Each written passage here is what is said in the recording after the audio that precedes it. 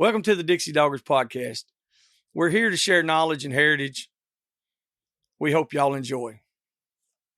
Southern Cross. It's the best cut gear in the business. We run it on our dogs. Hit up Dave Williams at Southern Cross Cut Gear. Go to www.hogdoggear.com. If you're looking for Brahma and Brahma Cross cattle, Marc Rankin with the Rankin Ranch 38 Cattle Company, he specializes in them. He is the man for the job. He's based out of Oglethorpe County, Georgia, and you can contact him at 407-832-2077. If you're buying or selling land, farms, or hunting property, these folks know land. Phil Wilson with UC Hunting Properties, 678-791-3483. Okay, we're going to start recording. We'll get this thing going. That'll work. All right, everybody, we're back here with you one more time. We have been on a fucking expedition. We took a damn, seemed like a 3 or 4 month long trip, but it was only just a few days. Same difference. And apparently I drastically aged a whole lot for some reason for just those few days, because I was just informed that I was pretty much over dead. the hill. I'm over the hill. I'm almost dead. So this could be my last episode, y'all. You need a shirt that says that. Yeah. Over the hill. That's right. So we got Dixie Doggers podcast coming to you one more time. We got a guest with us today. I was going to say a very special guest, but I'm not going to say that anymore because, you know, it is what it is. I don't like him anymore. So now we went and visited with our buddy Case, and we went to several different places. I guess the closest place would be like Hondo that we could tell. Hondo was basically where we went out of. So Hondo, we went 30 minutes from the border all the way to close to San Antonio. So we covered some country. Yes. Man, it was so different. I talked to a guy today, and he said, well, how'd y'all do? I said, well, we caught some hogs, you know. I said, I'm going to be honest with you. I said, that's one of the hardest hunts I've ever done. He's like, what do you mean? I said, it was some of the hardest hunting. I said, not so much as just overall the physical part of it. I said, because I said that was hard anyway, but like just on the dogs. Just the overall, like how hard it was on the dogs. I said, generally when we go places like that, we push the dogs, we push them. We run the pads down. But we've covered, you know, when we do those kind of hunts, we'll cover 40 or 50 miles. Just the dogs. Yeah. And out there, 40 or 50 miles, all our dogs probably gonna be dead. Like if they cover 4 or 5 hard miles, like that's a lot. I noticed that. It's like it's just totally different. The ground temperature coming, all that heat beating back up on the dog. The cactus, that sandy soil. The flint is cutting the shit out of their feet. So if they don't blow a pad, it could just cut their pad. Like if they just run down like a creek bed with a bunch of flint in it or on a road, it might just slice them up. Them dumb bastards were just running right into the cactus. Watching Whiskey just like eat a whole prickly pear, like the size of the hood of a truck. There was a rabbit that jumped and it ran through it. And he thought he was going to hit that little hole, and he just stopped, just come to a full stop, and he like backed out, and he just had just thorns all in his face and legs. And so I just went over there and started pulling them. He just looked at me. I was like, "Yeah, buddy, I know it sucks." So the cactus shit is different. This is like the dewberries, the blackberries, the briar thickets, and all that's here. They are horrible. Yeah. And I'm going to say that they're probably worse than the cactus as overall. But the cactus is the gift that keeps giving. Yeah. I literally rolled over last night. It just migrates. I don't know where it came from. Yeah, exactly. I had one stuck in between my leg and my cods right there. And I jumped up out of that fucking chair. I mean, like I was squalling. Yeah. I didn't know what happened. I do have the answer to that one, though. I know exactly where that came from. No, don't start the shit. I saw you and Rodney cuddling. No, listen, Rodney was sick. He was in the bed. I was just trying to comfort him. What are friends for? He really was sick, though. He's still sick. We all got damn sick. But you know, one thing, I thought that was going to be really hard on like my allergies and sinuses and stuff, but it wasn't. The drier climate, shit. That's some of the only time in my life I've ever been able to breathe. You know how your allergies and shit get you all stopped up? Like, that's how mine are here at the house. But down there, they Yes, weren't. sir. Yeah. Well, it's weird. The last couple of years, I've had allergies, and as long as I'm moving, I'm good. If I get in like a closed cab or I sit down, I can't breathe. Like going to sleep, I can't breathe. But when I wake up and I'm working or doing anything, the harder I work, the better I feel. And so maybe it's the only reason I have a job still is because of allergies. Allergies keep you going. So, but now we had. But I really enjoyed the whole thing. It was really a good test on the dogs. We didn't bring our number one dogs, our older dogs and stuff. We only brought one of the older dogs, really. And that really wasn't what we had originally planned to do, but everything just kind of got mixed up or got messed up. Rusty, his old dog, he was going to bring a couple of his older dogs and he couldn't. And so we had already had our puppies loaded up. Yeah. And it was just. We was going to bring Louie, and then he got run over. So Louie got out of it. So. Mm-hmm. But like, for what we brought, I was pretty pleased with it. Like I said, I was happy with the way everything worked. I was frustrated as hell that first day, man. We skull fucked the dogs bad. Like, we didn't. It was pretty rough. It was rough. Like, those dogs looked at us like, I don't know what you think you're doing, but like, this is not what we're doing. I don't know what I'm doing. I'm just going to see what you're going to do. Well, Rick I'm not going to get mad at no matter what they do. I was like, they're probably going to look like they get out on Mars, and they did. That's exactly what they looked like that first day. Well, the first day Rick didn't. No, he just got hot. He got out. He just got hot. Yeah, he got hot. And Sadie, the blue tick, she got out and hunted. So the more the dogs with the hounds that we carried, it didn't really affect them that much. Just the heat. Just the heat part did. But it was oppressive. The next time we ran Rick, it was like daylight and dark. Yeah. He could handle the heat a little bit. And I'm not saying he could handle the heat great, but I don't know what grade is down there. But he could finish a race and stick with a hog. He actually, I think all it is that he learned, hey, I got to go to this water hole and cool down, because he actually that's the first time I've ever seen that. I mean, you got an hour-long race, and this son of a bitch takes a 15-minute break, goes over there and cools off in the pond, comes back, gets the son of a bitch back up again and runs it and finishes it out. A good dog will have a little self-preservation here and learn to hunt for water. They have to, or they're not going to live. Mm-hmm. And we've seen that shit firsthand this week. Yeah. I guess just where we're at, there's usually water somewhere close. Like it's in a creek. Like sometimes some of the intermittent streams are dry, but usually like the annual streams, like they're within a half a mile any direction, pretty much. If not, like we can just go find a spring on the side of the mountain. Like there, it's like if you ain't got water and you just got like broke down or something, like you could legitimately just die. Hell yeah. Because there ain't no water. There's no water there. Like if you got stuck out in the middle of nowhere there, you are big screwed. All those tanks that y'all have out there, Case, are they basically like a well?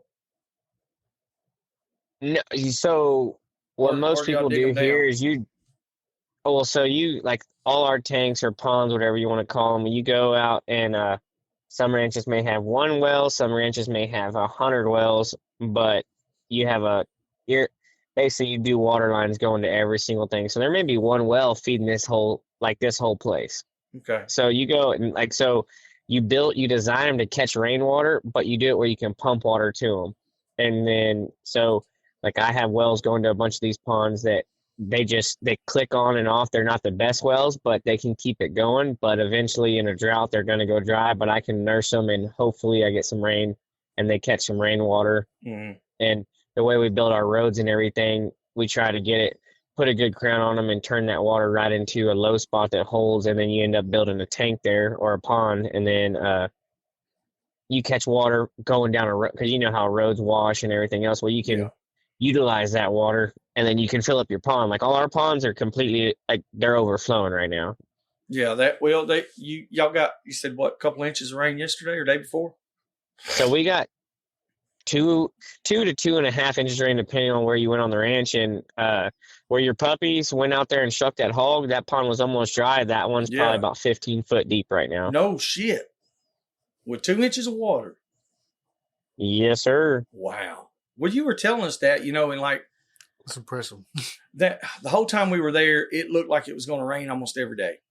It was like, it'd cloud up. There was thundering and lightning several days, and the wind, and you just laughed. She was like, "It's not going to rain." And I was like, dude.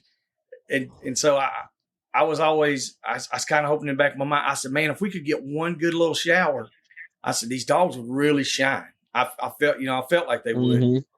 But we went, I think it was the last day that we actually hunted. When we went over there and let Whiskey bust them coons, that hog had come out of that tank and there was mud across the road. And it was like an hour and 10 minutes, hour and 20 minutes from the time he had walked across. Those clumps of mud had become completely dried, like they were crumbled. Yes, sir.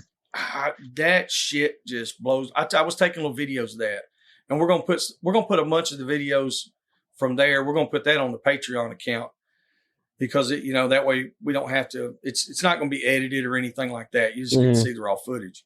But it was like it just blew my mind how quick that shit happened. So it's like the type of dog you have to have for there it's a whole nother animal, completely different. And I've talked with countless guys about the guys in Texas hunting, especially like maybe not quite East Texas, but more along the lines of where you guys are at. Mm-hmm. There's an old adage of like, well, all they do is see them in the fields and dump on them. Well, let me tell y'all a little something about that shit. That's not that damn easy. I am telling you now. I was like, well, this is going to be easy. It was not easy. So I learned quite a few things. I learned that we probably should have had the electric Ranger instead of the Can-Am because that's how fast we needed to really go. And those hogs are running 45 miles an hour. I don't know how fast hogs are supposed to normally be, but like how fast are we coming across the fields? Oh, that on that love grass field, we were going about to catch up to them. I was going mid 50s and then running them, trying to haze them back into the field and turn them back. I mean, getting up beside them, they were easily going 40, 45. It was they'll do that. Everyone thinks they'll do that for 500 yards. Gee, I will tell you that they will do that for about 2 miles. I was speaking to say, I know they did it for 1.5 miles right there. Them dudes were stroking. I couldn't believe it. I was like, this is blowing my mind. It just. Then when we went down there to been hunting with Ricky, I guess the cops ain't looking for him or nothing, are they? Dang, he hung up on me. They might be. Tough crowd. I'm going to call him back and cuss him out. There might not be any signal out there. Yeah, I'm not sure. It's in the middle of nowhere. Your call has been forwarded. I don't know what happened, y'all. We'll give it just a second. See if we call him back right quick. Again.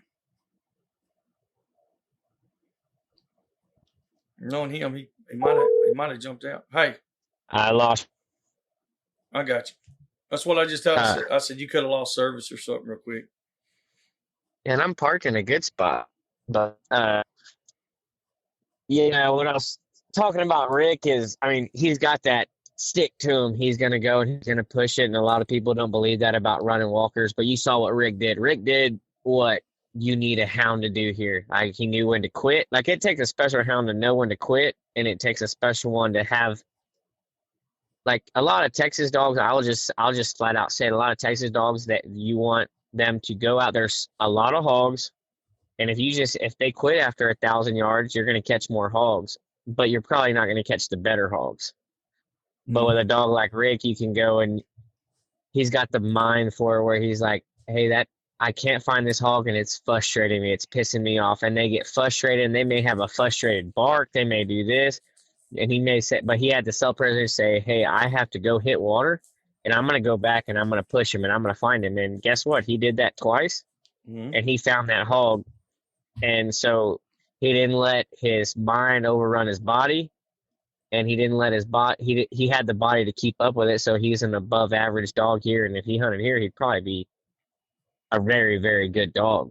But it's hard to find that. And no one believes that a running walker can do it. And a running walker can dang sure push with a hog and not come out. Well, like I said, and we talk about him a good bit here now lately because he's done really good to be such a green dog. I mean, he's still a green dog. It's not like he's got years of experience. And I will say that he ran his first deer race that we know of, and that was hilarious because I'm gonna tell you that dog, he didn't sound like the same dog. He was screaming, and I knew then, I was like, he's running something he's not supposed to. But he didn't go out there and start that race. I mean, he was on a hog and he fell off on the deer, or the deer ran across in front of something. I mean, you know it as well as I do, because where they were running that track, he went to the right and he should have went to the left, because we went back with Flo and Flo went to the left. Yeah, he weaved when he should have bobbed, and something, he was all amped up and it popped up right in front of him. But two or three more hunts and he would have handled it. But he also probably hasn't ever seen this many deer before either. I don't know that he's ever seen anything. We made a good effort to not put him around. Yeah, we try to put him right in the middle of hogs.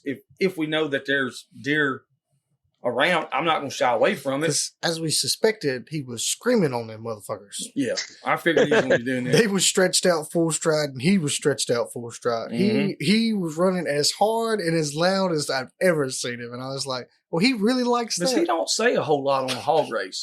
Now, he'll open up when he strikes it, and he'll open up when he jumps it, and he'll occasionally open when he's cold trailing, but like very, very minimal.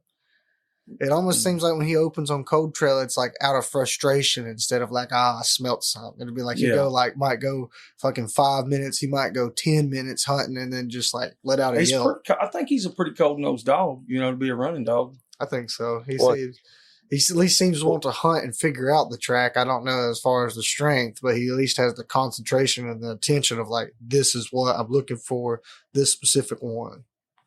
Well, that's what's kind of cool about dogs like that. I mean, you can, if you care about your dog and you pay attention and you're in it for the right reasons, you know the difference in their bark and this. Like with a dog like that, you can say, yep, he's running deer, or hey, he just barked right now because he's frustrated. Like I'm frustrated. Like I can't, like he's yelling out a cuss word right then, and then all of a sudden there's a holy hell I found him bark, and then all of a sudden there's this, and it may be 5 barks in 2 miles, but you could tell a difference in every bark, and then all of a sudden it just blows up, and it's like, all right, hey, you know what's up, and a lot of people don't think about it or push that hard into it, but your dog's keying on it. Why do you think some dogs, if a dog goes in, there's tattletale dogs, there's dogs that won't honor other dogs, and after a while they learn the barks and they're like, okay, hey, I know what this, and you'll see one dog that's been on 100 hogs with him, and the lazy dogs, they'll wait till he has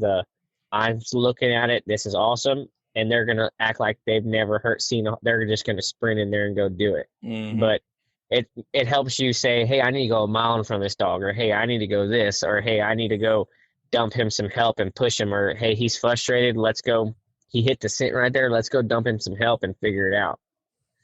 But dogs, if you pay attention to your dog, they can speak just as good as, I'm used to people speaking Spanish most of the time, so I can understand a dog a lot better. Yeah. I've seen quite a few different things in dogs down there that I've always, kind of wondered about.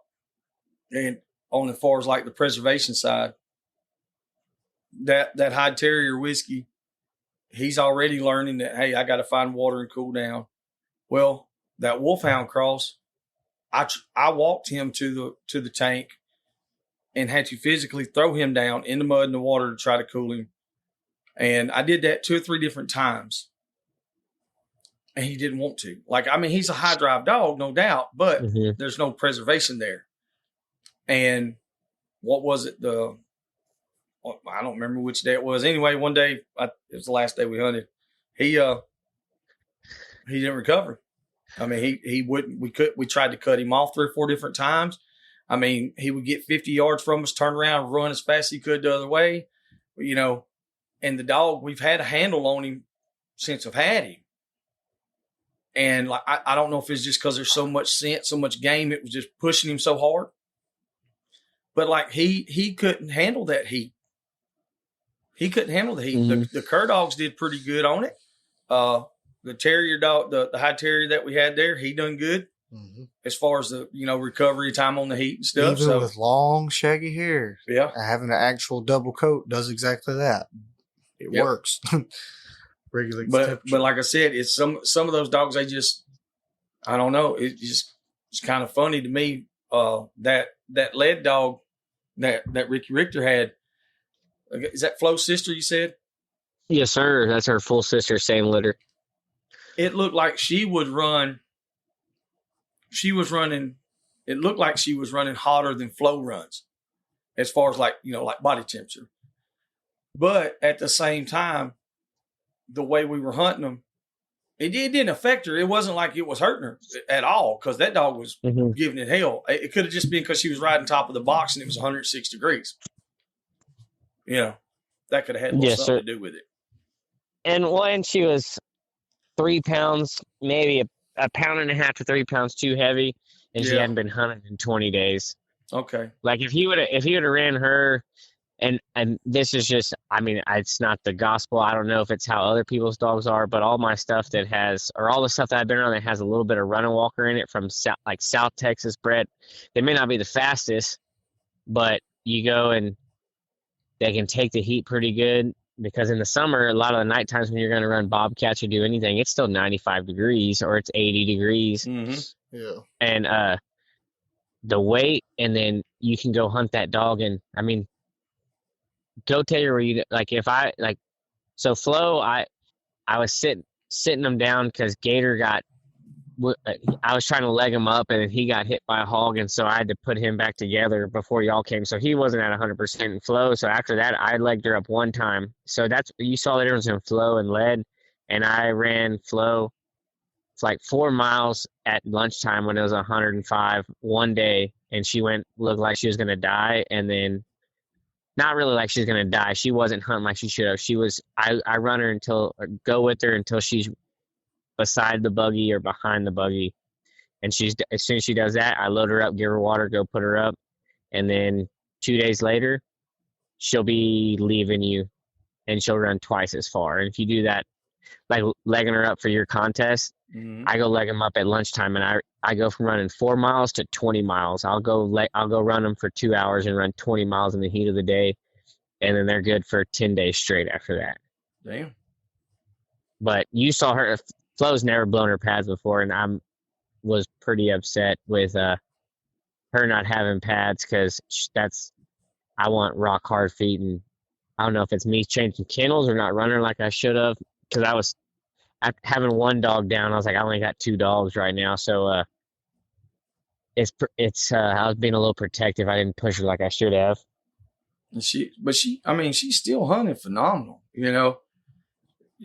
Like the last day or so that we hunted her, I mean, you could tell she was slowed way down, but she still wanted to go hunt. And that's what I really like on a hard dog. Like, you and I were talking about the difference in dog. We say a hard dog. You want a dog that's a hard hunt dog, that, and not just like got their nose down and wiggles real hard, but like they'll hunt even if their pads are gone. They're going to go hunt no matter what. And that's what Flo is. I can see that.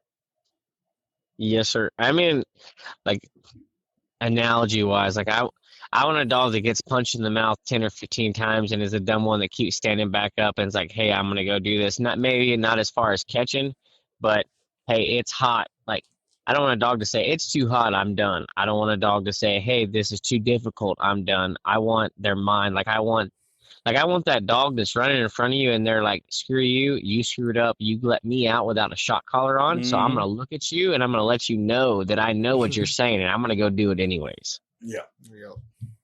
But to me, that's what it takes to be a very good hog dog here, an above average hog dog is for the kind of hog, the way I want to catch hogs. I want to catch hogs. I want to find the hog that no one else can catch, and I want to have them run. Like, I'd rather catch a 40-pounder that ran a couple miles, or I trail him and lay him up in his bed, than run rough dogs or run him down in the field. Because, I mean, I've never won a tournament with my best, like the best dog I've ever owned. I never won a single tournament. I've never won any money. But he was he was twice the dog that Flo was, and he was the best dog I've ever seen. Like, tournaments don't show who has the best dogs. To me, it's more about country, and then it's about how good you hunt. And if you're a good hunter, it helps if you have good dogs and you're a good hunter and you have good places. But if you're a good hunter and you have half-assed dogs and you got decent places, you know what? You can do good in a tournament. Yeah, I can. But I think that holds true everywhere, no matter what part of the country you're in. If you've got the property, and the hogs are there, and like you said, if you can hunt and you got some decent dogs, you can make it happen. But if you're above average on any of that, then you can really excel. Mm-hmm. You know. But now you do a lot of stuff with your dogs, though. It's not just like with your rough dogs. You don't just hog hunt with them. We'll be back after a quick break. A quick thanks to supporters of the Dixie Doggers podcast: Southern Cross Cut Gear, UC Hunting Properties, Rankin Ranch 38 Cattle Company, Animal Housing Solutions, Boars N Broads, Ada Y Transport, Crockett Taxidermy and Processing.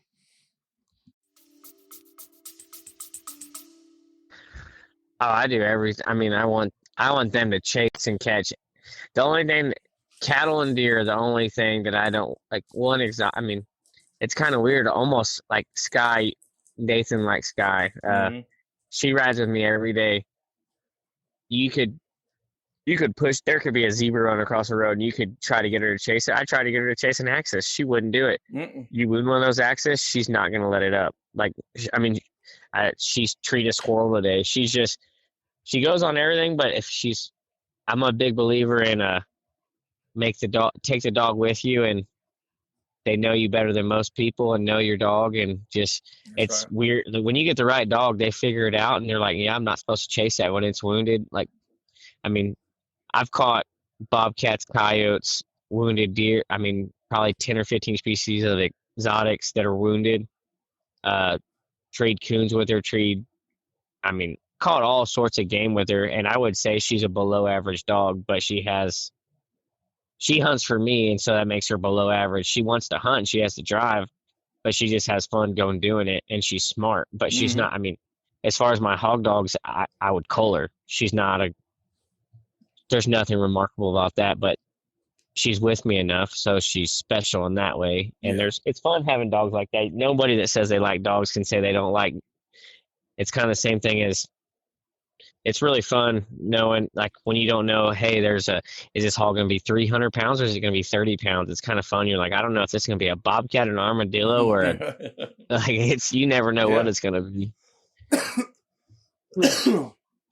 Yeah, I used to do a lot of that with the terriers. You know, we'd and I'd just turn them loose. If we had hogs, if we were in the pigs, that's what we were catching. But there were sometimes we'd go and we'd have, say we only had 800 to 1,000 acres to hunt. If the hogs weren't on that property, and I done drove 2 or 3 hours, we're going to hunt it. Mm-hmm. It might just be a damn armadillo killing, but that's what we was doing. And I've had a lot of people that are like, well, you're going to mess those dogs up.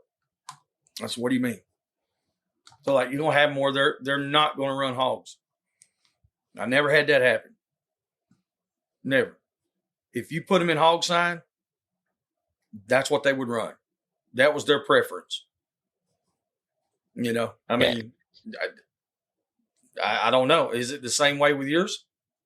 Well, to me, the more you hunt a good dog, the better he's going to be no matter what you hunt him on. Like, obviously, you don't want to go take a good dog and run him on deer. You don't want to take Rick and go take him and run him on deer over and over and over again. Mm-mm.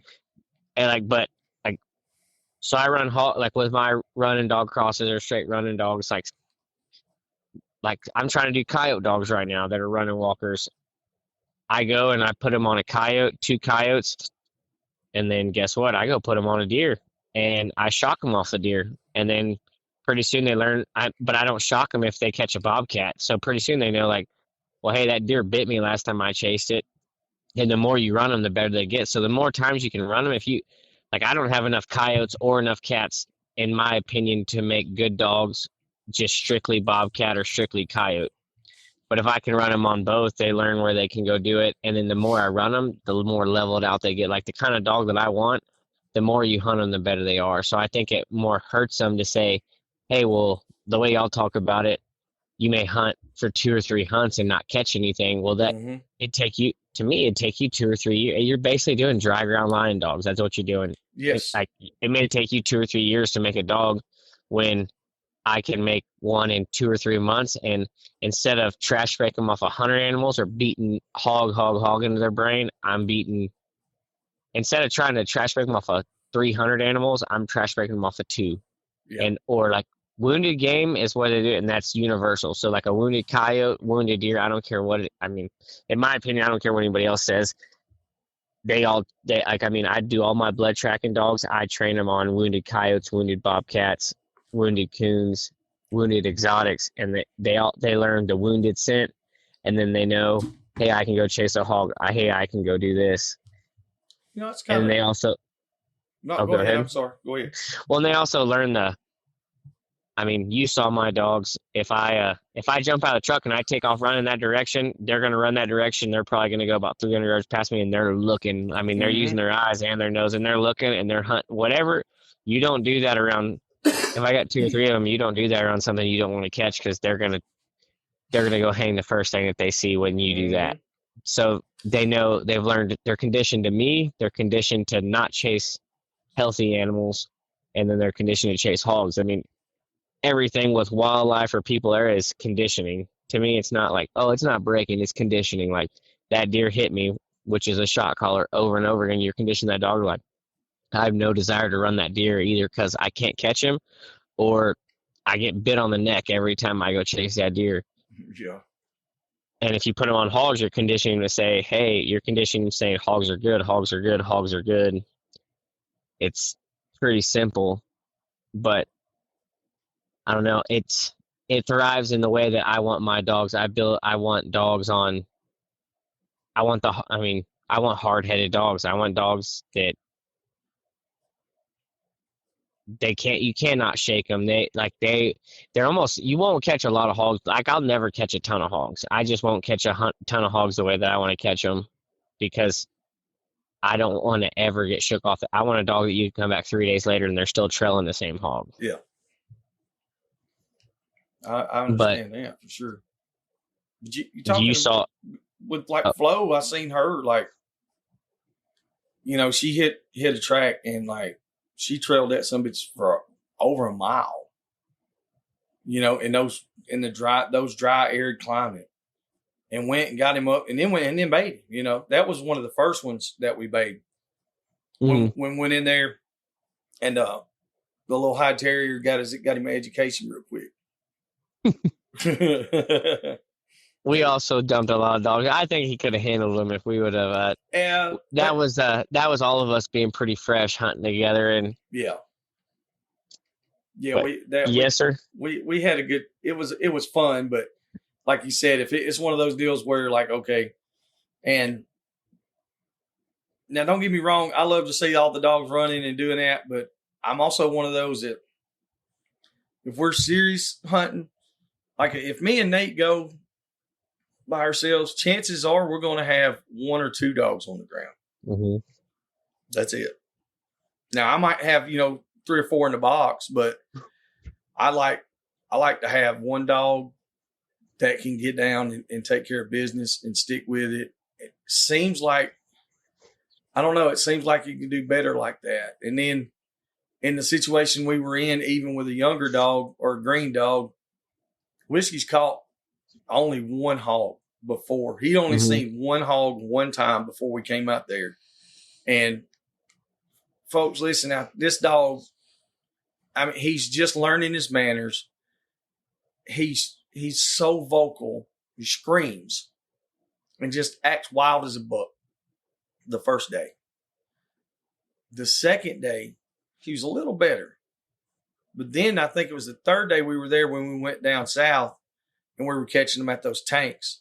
We put him on several back to back to back, and it was like a completely different animal. Like, completely changed. It was so crazy. And we did have several dogs out at that time. We had the puppies and we were trying to work them and all that, but it just amazed me of how quick that changed that dog, getting those repetitions in. It's like you said, it might take me a month to get him on that many hogs. And we did it that afternoon. One like that, that's the kind of dog, like the way his mind works. I like dogs that are like that because they push. And then, I mean,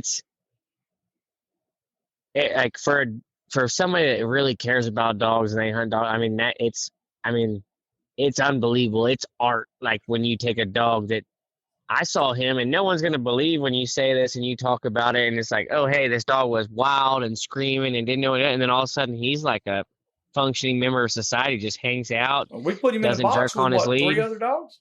Mm-hmm. Yeah, went from a dog that you can't box with anything else to where he can box with anything. They can jump on him. He ain't going to do anything. He was with a bulldog, a cur dog, and that wolfhound, all in the same box. Mm-hmm. So, I mean, some people like painting, somebody like that, but if you like dogs, that's art. Like you take a dog like that, you put him, he hit what he needed. That dog, you never know when you breed a dog what they actually need. Like you never know if you give them everything they have, but you can tell if you're doing something right. Because, he obviously needed something because he went from being that to a functioning member of society doing good. And so he has above average breeding, above average intelligence, above average capabilities, and now he has the mind to deal with all that stuff he has. And all he needed to do was he needed a job. He needed to see something, and he needed to see something I always talk crap about black-mouthed curs, or I've never seen one that could hunt the way I want, but like a couple hogs a month, or like the way we're like, oh, hey, they got to go do this. Cur dogs would probably do it. Mm-hmm. There is a couple here and there, but the ones that they couldn't. They weren't high strung enough. They weren't what I needed. A dog with breeding like that, or like the blue laces I get from a friend of mine, they're if you don't work them the way they need to be worked, they're the worst dogs you've ever seen. Yeah. They have no manners, but when you work them the way I got Sky because they couldn't handle her because she was unruly. She was trashing on stuff. She was catching animals. She was doing this. She was climbing in the roof of a chicken coop and eating the eggs and climbing back out. Dude, that's one of the sweetest dogs you've ever seen that I've ever seen. And she rides with me every single day, and phenomenal. But she's one of those dogs. She needs to go every single day. If you put her in a kennel for 2 days, she's like I've never seen a true one, but she's like a fighting dog as hard as she doesn't have the capabilities of that, but I've never seen a kennel that would hold her. Like she'll chew through the roof. She'll chew through the floor. She will hit it all day long until she gets out if you leave her in a kennel for 2 days, but she'll sleep on your lap if you let her out for a day. Yeah.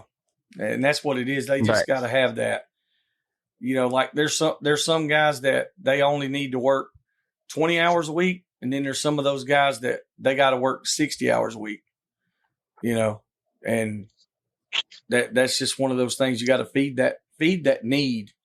And I think that people need to realize that as well. I realized it. I was like, He's at a very impressionable state right now. And he's one of my favorite dogs that I've had.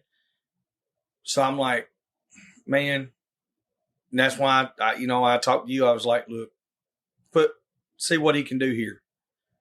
And that's, that's a big step, because it's like, he's just now, I know I could do an unlimited amount of things with him here, but you can pull that out so much faster. And I've got several young ones that are younger than him. I'm like, well, this will give me an opportunity to start working with them, and then we can just see what they go from level to level. Yes, sir. I think that when you get a dog like that, that's got to have, not a lot of people are used to a real high drive dog. Like you said, they see some cur dogs, and I've had some cur dogs that are really, really high drive, but most of them that I've been around, and I'm not saying that they're not out there, but it's kind of the same thing you said. Most of them, you can hunt them a couple of days a week and they're okay. Some of those terriers, like they have to do something a couple times a day. Mm-hmm. Like they have to work all the time, or they're going to become little assholes. No, and y'all brought dogs down here that I've never seen characteristics of some of the stuff that y'all, like, you opened my eyes to a lot. Like the same thing you're talking, oh, we haven't seen dogs like this. I haven't seen dogs like y'all brought just in the dogs that y'all brought down here. I saw characteristics that I've never seen before. And we talked about hardness, about like getting bit in the lip or getting cut and then just being like, oh, hey, it's not that big of a deal. Like, no, I'm fighting right now. Like, we're good. Or I'm hunting, or I'm doing this. And that's, like, I would say the only dog I have that I would call a truly hard, like, and everybody has different definitions. Run to catch, hardness, this and that. I don't care what their definitions are. Like, mine is hard. Like, they're tough as nails. And it doesn't matter if it's, you can say tough as nails in the UFC, and you say tough as nails is running an ultra marathon and running 500 miles. Mm-hmm. It's whatever you want it to be, but like hardness, like Flo's hard as far as she'll run with her pads off, like she'll run on nubs. That it's unhealthy for her, but she'll do it. I would consider that like ultra marathon runner. But then you take a dog, like she's not gonna sit there and fight a hog when she gets cut. Like she'll get poked a little bit and still fight him, but she's not gonna be hanging on and taking her last breath. She's not gonna be that style of dog. That's a different level of hardness. That's a different kind of hardness. But I mean, there's different levels of everything, and there's different variations of everything. And y'all brought dogs down here that I've seen that I've never seen that level of pain tolerance as far as any. We didn't torch the dogs, but they're just like, oh, hey, like it took a tough dog to do what y'all did down here, because they went from running on wet ground. Wet ground to dry ground is a big difference, because it may be 105, but our soil is 140. Yeah, you couldn't. I tried to. Like that flint is like glass. It just heats up and it holds it. Like because we was arrowhead hunting. Pick up a piece of flint that's been out in the sun. You drop that son of a bitch because it's like like it's been in the oven. Like it's hot. And them dogs just kept pushing on it. Exactly. So I was surprised. And most of those the majority of those dogs that we brought were young cur dogs that this is our line of dogs now that, that we're trying to get going. A couple of those came from Rusty as well. Yeah. And like I said, they seem to do pretty good. And I keep dragging more hounds. And Joey Wright's not always ecstatic about it. No, because they're stupid. I know they're stupid, but boy, don't they look good. No, not really. You get a hound like Rick, and then I'll be all right. Shit, I thought it was my dog. We get another one. Hell just like him. Hell yeah. But they, the dogs like you're talking about that have that tenacity, like you said, they can get punched in the face 20 times, and they don't stop. Like we watched Whiskey out there, and it was comical because I was like, this is the softest dog I've ever seen. Like right now, and I was laughing. You're like, this dog is crazy tough, and I'm like, he is. He really is. He really is. I can't take that away from him. He was unfazed. He was unfazed. He was playing like that coon, like Case talking about getting bit on the lip. Yeah. Grabbed him on the lip and like stretched it, and you could see that coon just like chewing his lip, and Whiskey like just licked it. I got a He didn't video where even. he's just pulling his nose, just stretching, and he's just like playing with it. Yeah. But he went back to back with two of them. Yes. And it was 100 degrees right there. So that's just a kind of a testing deal that we do. You know, it's like if we get the opportunity to do it, especially with our ground, that's what we call the ground and pound dogs. You know, they're going to catch a hog and hang on, and you're not going to have to worry about them letting go. That's the main thing with the running catch, the style of running catch dog, or just rough dogs that we use. They cannot let go. Mm-hmm. I don't know, man. I've been around people who've had them. And those dogs will catch. So, you know, I've seen them. Their dogs will catch, and they'll catch pretty hard. But once they get hurt, they let go. And I understand. Go ahead. No, and you look at the right bred cur dogs, like you go like Randy Wright's website or stuff like that. They talk about that original dog off his breeding, or I don't even remember what his name is, but it's like Weatherford Ben, is that original dog? It's like, oh hey, he would bay a cow all day next to a creek and not look away to take a drink. That's the kind of stuff that, like, that's the first dog that Whiskey's the first dog I've ever seen. I'm like, I could see that. Like, go. But then again, too, like, you got to have a little bit of self-preservation. Like, if you want to push, like, you can't take I could kill a dog like that real easy. Oh, yeah.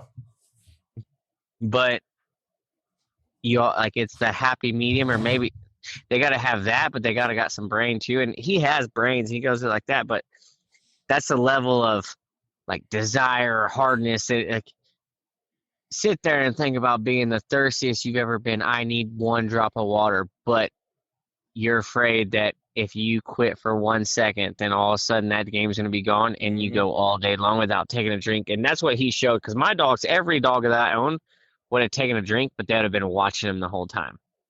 Yeah.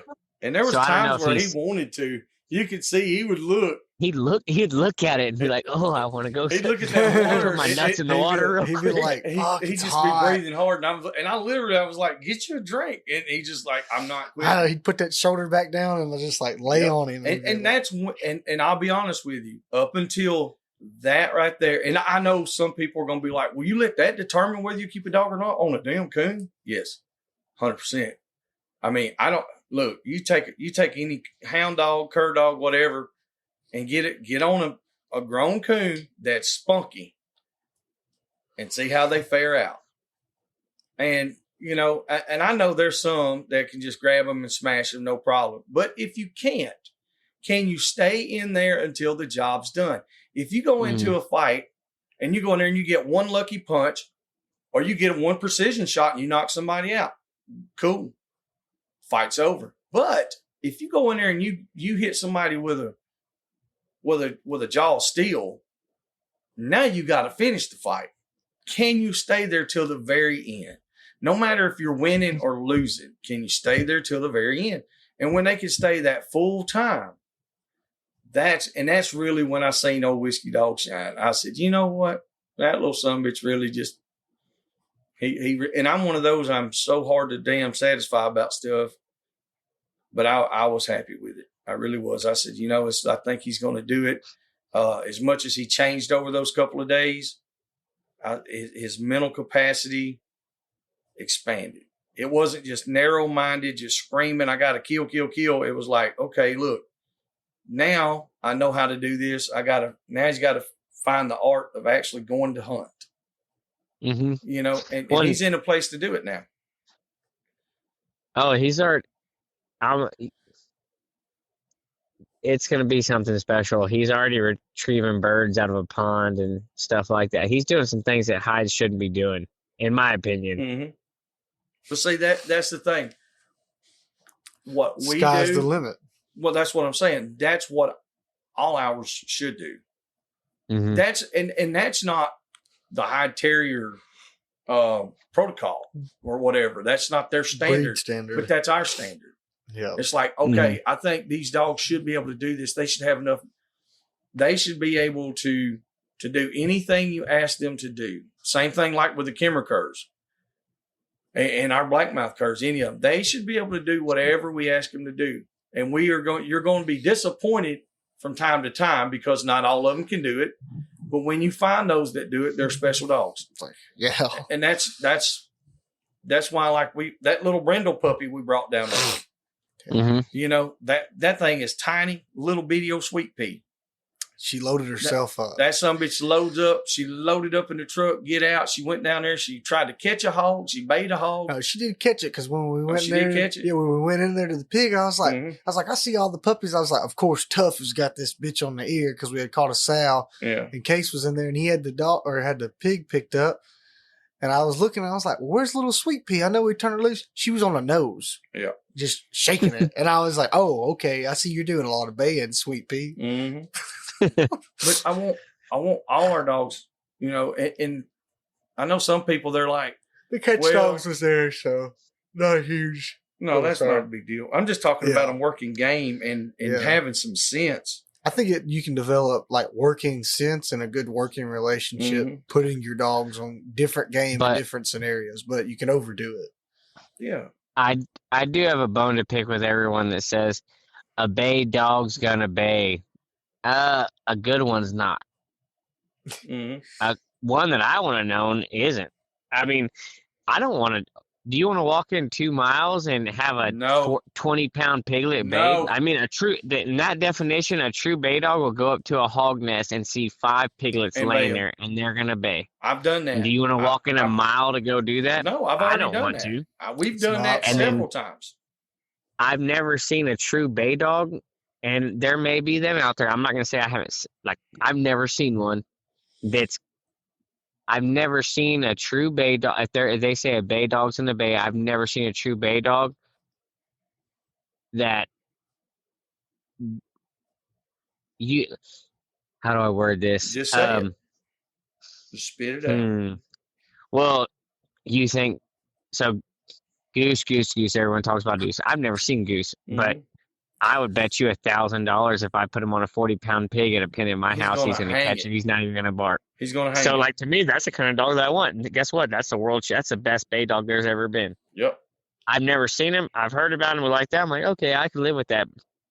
If they're like, hey, a bay dog's going to bay, well, no, you need to have a rough hog or you need to have a good hog, because if it's a light hog and they think it's a light hog, they should catch it. They should do that, because if they don't do that, they're going to be the dogs that they're going to bay. That bay dogs are going to bay. They're going to walk that hog just like bear dogs are going to walk a bear. I don't like that. You need the grit to go do it. And if they need to have the mental capacity to say, hey, this hog or this bear is counterfeit. I'm going to catch him, or I'm going to bite him, or I'm going to nip him, or I'm going to do this.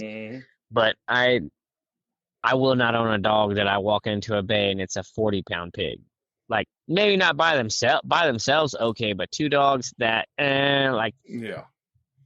No, I get. Sometimes they're just hot and they can't figure it out. But 2 dogs, they should catch it, or his ears should be tore up, or he should not have a rear end. Like, he shouldn't be able to walk anymore. Because I've been in that position to where we have been hoofing. I mean, stroking, trying to get to a spot, and because we seen a hog cross the road, big boar hog, and we're chasing it, we're running it, whatever the dog is, and we get there, and it's done dumped them off on some shoats. And Sally, like, it's mainly been Sally's ass on us, and literally walk 1.5 miles deep, 2 miles up and down these hills, and get there, and it's a 20-pound pig. And there's times where she has sit out there and bayed, and it will be a piglet, a little bitty piglet, and we have the GoPro on her, and you can watch the footage of where she's playing with the piglet. Like me, I'm just like, but she's a good solid dog. But it's like smash and grab and go. Just chomp that one and move on to the next one. I don't care about all that. And so, like you said, and I've said it before too, a bay dog is going to bay. That's Cody Odom is the one that told me that one day. And Cody's got a dog that will bay a 5-pound pig and stay there and stay bayed. I've never hunted with it. This is coming from Cody. And I mean, in a bay pen, that's phenomenal. But in the woods, I'm like you. I don't want that. I don't want to walk bay nothing. I had one dog that I consider was a true bay dog in all the years that I've had him. And she would put teeth on a hog to stop it, and it would turn around. But now if it was 70, 80 pounds, she's probably going to catch it. Yep. Now Bella never got in a bad spot, never got hurt. And we had her for quite a few years. And on a big hog, like I said, man, she would bark at it. She'd be face to face with it. And I knew, I was like, this is going to be a bigger hog. Because like you said, I don't want to walk like that for 20-pound piglet or show, whatever you call it. One, like, it depends. Like, there's some places it's the same thing. So picture a pen of, like, working cows, right? You got a fresh load of heifers. They've never seen a dog. Even if they have seen a dog, they've never been terrorized by a rough dog. You go like that, you could take a border collie, you could take a true bay dog, and you can go in there and you can work those heifers. You could let them go like that. They work on pressure. They're like, okay, you can actually work them on pressure, and that dog shines. And then you come to our country or come like that, or even in y'all's country, dude, Mexican fighting cattle where they've been on dogs. They were caught with bulldogs pulled in like that. You go take a dog that's a bay dog and that stuff, and the bay dog does absolutely nothing. But you take a dog that knows how to use pressure and will put teeth on it or go do this and be like, I'm not going to take your shit. In my opinion, true bay dogs, true bay dogs are going to bay a 5-pound pig. They're scared of getting hit. And so when they do get hit, they may last 15 years. They may strike a hell of a lot of hogs. But the hogs that I have to catch are the Mexican fighting cattle. They're going to test you. They're going to push you. And that's why most of my dogs don't last that long, because they get one poke in the wrong spot. Mm-hmm. But those hogs, I've caught those hogs 5 or 6 times. A bay dog's not going to bay a hog that's been caught 5 or 6 times. Yep. Now, a dog that's going to be like, hey, I'm going to do what I need to do. I like a dog that does what they need to do. They do what they need to do to make a hog stop. There you go. There's a big difference. Me and Nate, we've had differences in talking about this stuff in the past couple of years. And that's what I've told him. I've said to quite a few people, like, I've had people, they're like, yeah, this is rough bay dog. I was like, what do you mean? I said, well, describe rough first. What's your rough? They're like, oh, if it's walking, they'll put teeth on him. I'm like, no, that's just a bay dog. Mm-hmm. And they're like, well, no, he's rough. Now, to me, and this is just personal, like you said, I'm not saying that everybody else is wrong or nothing. I'm just saying for me, I want that sumbitch to do what it needs to do to make it stop and take a bay. If I get up there and his whole ass is tore out, well, guess what? That hog didn't want to stop until they made it stop. But if I got, and you just go ahead, finish. Yeah, and if you got a dog that's staying back 10 feet from it while it's running it or walking it, he can't make it stop, And so it's like, I understand having a looser dog. To me, a looser dog is one that's going to put teeth just enough to stop it, but they're going to stand back and not get any, not get in a position. They're not going to put a lot of pressure on the hog. And to me, that's what I want. I want something that's going to do what it needs to do. So you just defined my version of run to catch. Mm-hmm. Everyone, I don't like controversy. I don't like this stuff. I don't like dealing with people. And everyone's like, run to catch is this, run to catch is this. You misuse this term. You overuse this term. It is what it is. You know what? Like, hey, I own the dictionary just as much as you do. And that was my version of run to catch. Running walkers, straight running walkers, a lot of people don't like them. The reason is because about 80% of them are going to run, bark at that hog 3 times, and they're going to run off. They aren't going to try and stop them. Or they're gonna run right beside them, mm-hmm. and they're gonna bark, and you'll see them run across the road.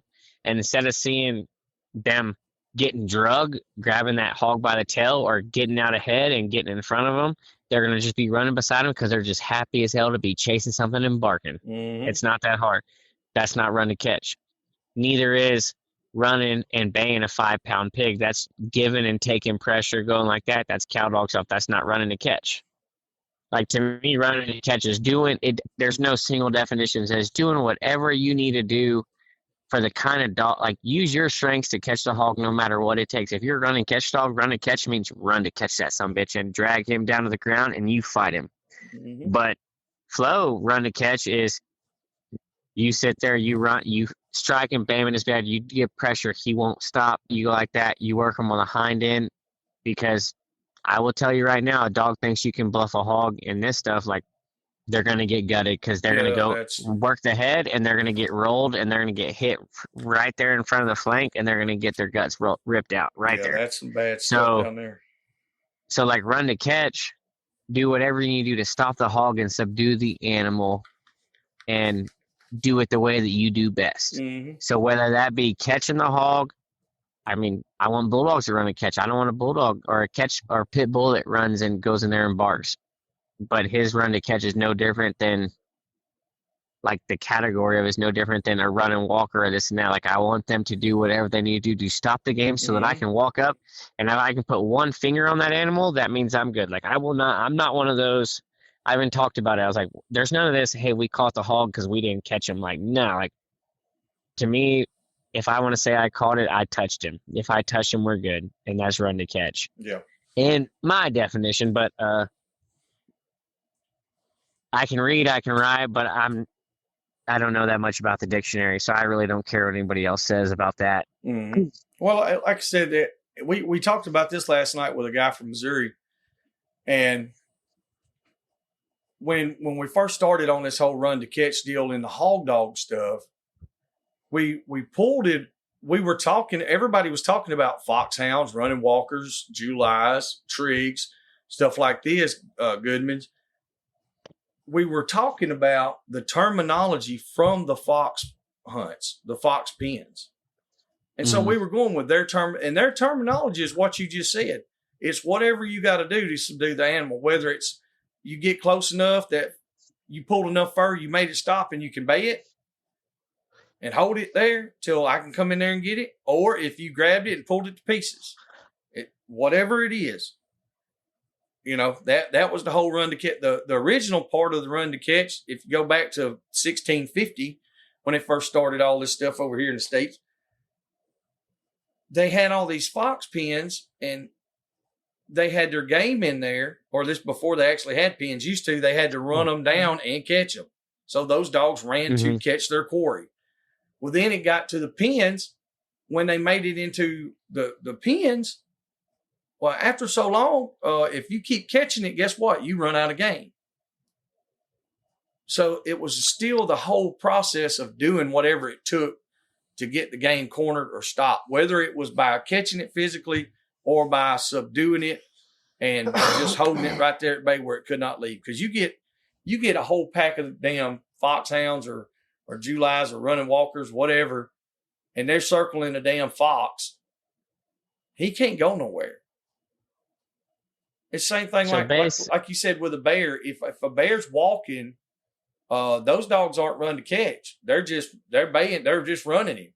But now if they get that son of a gun where they got him backed up against the wall and he can't go nowhere and they got him held at bay, well, those dogs have subdued that bear, and that's they're a rougher, tougher dog.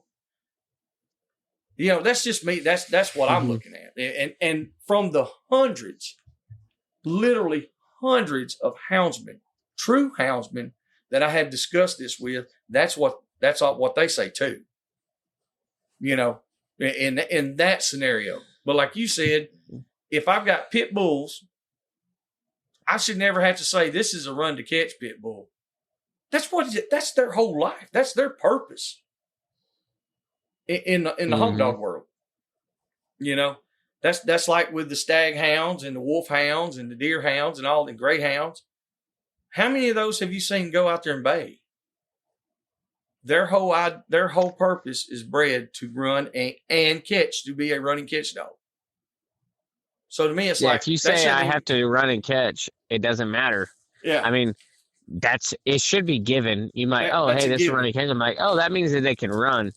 Well, we have a running dog and he can catch. So like, you need that extra, like, hey, he runs the catch. Like and that gives you that tells you what this dog's doing. Like Well, a catch dog, you know he's going to catch. If not, you're hunting with the wrong people.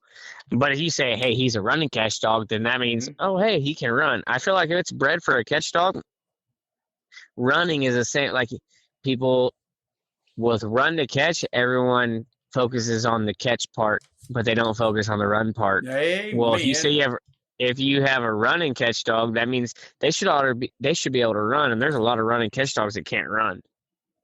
And no one's arguing about that.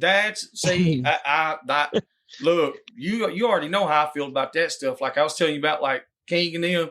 I just turned them loose. Everybody's talking about the running catch dogs. I'm like, well, how do y'all work them? And they're like, well, we turn them loose from 200 yards. Well, shit, we turn their bulldogs loose like that. That's not a running catch dog. To me, a running catch dog is a dog you put on the ground and you go find game with. You can find game with it as well. Mm-hmm.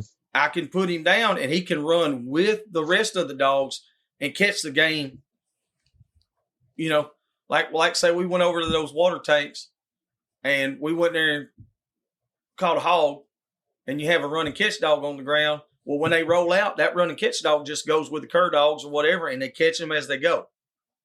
You know, they got to be able to run to be a running catch dog. Well, and you saw how those tanks were. Those tanks, I mean, running catch dogs are probably, you could do it two ways. You could either have 5 running catch dogs, dump them right there and smoke them. Yeah. Or you could have 1 bay dog, but you're catching the hogs on your terms, not his terms. Mm-hmm.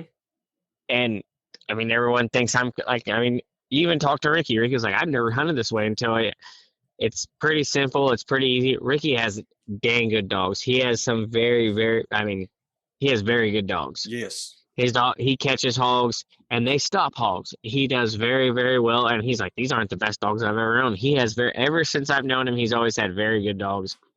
And they can take the heat. They can do it. Like, they're good dogs. But a run and catch dog in that part of it, if you go take a run and catch dog and you go drop them off at a tank, but what did half those hogs do? They ran right to the water. Mm-hmm. But they were going to be within 100 yards. So I've never seen someone that ran run and catch dogs that said, hey, let's go hit tanks at noon. When that's when those dogs should shine. Yeah. I said, it would be hard because a lot of people want a big blocky, a good anchor dog that can stop a hog. And I agree with that to an extent for a catch dog. Then a lot of them, they want that same style dog for a running catch. To me, it's like, you can't have the same. Like the hide terriers, I would use those as running catch dogs. Airedale and Airedale crosses, I've used those in the past. The bird bulls, used those in the past. They got enough ass to stop a hog. They got a hard enough mouth that they can bite and hold and keep a good hold, and they can think. They have a thought process, and they can handle the heat, and they have the stamina. And in that area down there where Ricky's hunting, they got to handle the heat. If they don't, they're not going to make it the first day. Mm-hmm. Because, like, when you said we're going to ride down here this afternoon, I thought, like, we were going to go dick around and stuff and wait till right at dark. No, at fucking 2:30, it's 104, and we're catching hogs. And then we did that all evening. We did that till dark. It wasn't like we did it one time. So you got to have something that's durable. And I know there's a lot of guys out there that run a bigger style dog. I'm not saying that they won't make it, but like I had that wolfhound down there. He did good on 2 or 3. Mm-hmm. And he caught good. He did very, very well. And for a wolfhound, he did very well. Mm-hmm. He caught good. He had the drive. It's almost like he had too much breeding to be a one-out dog, to where he had no self-preservation. So he had so much drive, his nose was better than what he could handle. So he had drive. He had everything that he needed, but he had more nose, and he had a radiator. He didn't have the radiator he needed to keep up with his nose, in my opinion. No, I agree. Because it takes a dog with a nose to overheat like that. Like, he may have been running, but he was in hog sign and he was pushing. But that dog hunted his like nose overran a cur dog. He acted like he was like possessed. Yeah, so his nose overran his radiator. And that's what I like, big chested dogs that can take the heat. Mm-hmm. And like, that's why I always say, like, people make fun of me. I'm like, yeah, if you want to get one of my dogs hot, you better put them in an oven, because when they're in shape, you should not be able to get them hot. I should be able to run them 10 days straight all day long. So when we do a tournament, yeah, I am about 90% of the time. Did, and I don't mean that in a fucking bad, in a bad way, but I was like, well, how? It's not. I didn't think you were lying about it, but I was like, well, you hear people, like you said, just people's like, well, I want to hunt them 10 days straight. Well, fuck, we all do. But how much of that, are you really going to do that? And then when I seen it, I was like, yeah, these will go 10 days. Because I want to run them. That's not straight. That one, like, I don't run them 10 days straight, but like, so say me and you did a tournament together. I'd be like, all right, you're going to hunt all night. I don't like staying up late. I'm going to hunt all day. So I'm going to sleep at night, or I'm going to sit in the truck. And if I hear y'all need some help, I'll go in there, but y'all hunt all night, chase hogs down, do whatever you want to do. And then I'm going to go hit tanks all day long. And then my dogs are going to sleep all night, sleep good as hell. And I'm going to go hunt the next day all day long. Yeah. And I'm going to go to 10 tanks. I'm going to catch 10 hogs, one after another, because my dogs are going to run. It may take them in the middle of the day. I can run them at nighttime, and I would run 20 miles on one hog. But in the middle of the day, when it's 105, would we have the further? If you go one hog out and you're done, you should catch that hog within 200 yards every single time. Yeah. So what's 10 times 2? So 2,000 yards, I should be able to catch 10 hogs. Damn. And I see it, like, that's how all of them were. Yep. Mm-hmm. And just because they're that close doesn't mean it's going to be easy at all. No. It's hard. You got to have a dog with a nose, and the dog was like, hey, I'm going to push and go do this. But, we also, next time y'all come down, we were light on. We didn't catch any good hogs. And, with the amount that we hunted, we should have caught 3 or 4 hogs with over 3-inch teeth. Like, we just didn't catch them. I don't know what the deal was, what was going on. But also, we caught a couple that their teeth were like broke. Yeah, that first boar hog, the first tank that we hit, we seen that boar hog coming across, but we jumped him out of the tank. He had his damn wetters were fucking long, but he didn't have any cutters. Mm-hmm. I think he should have been a 3-inch. Yes, sir. When you saw that, what was that hog? It was 80 pounds, 60 pounds, and he had 2-inch teeth. Yeah, that one, I was like, holy shit, this is crazy. But it's just cool, y'all coming down here, seeing something like, I'm not going to ever say, oh, ours is the hardest, because I would take my dogs up to, like, I respect people that go and they are a specialist at where they at, and their dogs are specialists, but it's cool when you can take your dogs and you can go hunt other places. But a lot of hog hunters don't pay attention to, they think that my dogs suck, my dogs suck, my dogs suck. Well, you know what? Your dogs probably suck because you're not that good of a hunter. Like, my dogs suck if I give them to somebody else. Like, I'm sorry. Like, if you'd have told me, if I'd have known 100% the terrain, the temperature, the weather, if I'd have known how all that was laid out, I would have never brought a dog. I would, if I'd have literally went down there and walked around for a whole day, the only dogs I would have brought would have been hard running catch dogs. Because I've been like, I don't have a dog that can actually use his nose and trail. I don't have a dogs that their pads will hold up. I would have picked my dogs to death before we ever got there. So I'm so thankful that I'm open-minded enough to say, hey, let's just go down here and give it a try and see what happens. Because I learned so much about my own dogs. Mm-hmm. And I learned what, that, like, okay, like you said, you respect people that are specialists at where they're at. I do too. I love it when you can go somewhere and those guys, they know what's happening. They know what's going on. They have the dogs for the job. But when you can take when somebody can take their dogs and go anywhere and still produce, even though it's not like a bunch of hogs or whatever, that I respect that too. It's like, to me, it's pretty tough. And I didn't do that stuff. We've been doing it for the past few years. And I'm like, it lets you see what you're breeding, what you're feeding.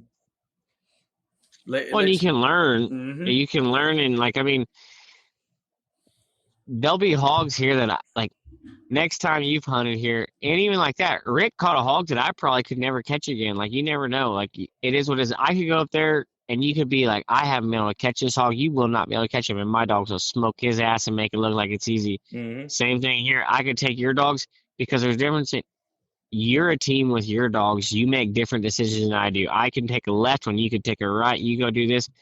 When I let you run your dogs and you go take your dogs and your dogs know you and they know, hey, he's going to be here, and you take a left when you should have taken a left. Like me trying to figure it out and go like that. So you're going to catch hogs on this ranch that it would have taken me 10 years to catch, or I would never be able to catch. Like, people think, oh, hey, they're in a pen. Yeah, they're in a pen. Come catch them. I have more hogs here than anywhere else. And guess what? A lot of people, I've had a lot of people come hunt here and they almost never catch a hog. There's a ton of hogs. There's a lot of hogs. Mm-hmm. And I can take you to places, and even on places, I could take you to places where we can run down hogs and we can run them down in a field. You could run a good strike dog down and you'll catch one, but after that, the other hogs are 2 miles away, so there's no really relaying that's efficient. Well, so you can go run down hogs. Those hogs, they here, if we bust up a group of hogs, they're going to run, but they're probably going to run a half a mile. And some of them are going to start squatting within just a few hundred yards. Those hogs there, they never stopped running. It's going to be at least a mile, no matter what. No matter what, it's at least a mile. It was crazy. And now, we went. I don't know how many acres it is total, but like I said, there's a lot of hogs in there. I mean, we had one group. That puppy Jewel that I got from Rusty, we got her separated and got them down there. She kept acting weird. She didn't want to hunt with any other dogs. Me and we got her separated. She went down there and got a group started baying. And there was probably 30 plus head in that group right there. Every single time we put dogs on the ground, we struck a hog somewhere. Mm-hmm. I don't know that there was any time that we did not put on the ground that we did not strike. If it was, it wouldn't but once. Because now, we didn't catch a hog. We didn't catch them every single time, but we strike them. And not just right there at the ranch, but even when we left and went to other ranches or other farms, some of the fields and stuff down, it wasn't all high fence hunting and all that shit. We did all different styles of hunting. That's what was fun. We did all kinds of shit. When your dogs I wouldn't have called any of your dogs. They hunted, they tried, and they struck hogs where they were, and they did what they needed to do. But a lot of times, and I've never started dogs anywhere else but here. Yeah. I've never started a dog anywhere else but here. And our dogs, or when I start a dog, as long as they're striking hogs, we're good. But usually it takes them about a year. Usually I strike 15 or 20 dogs.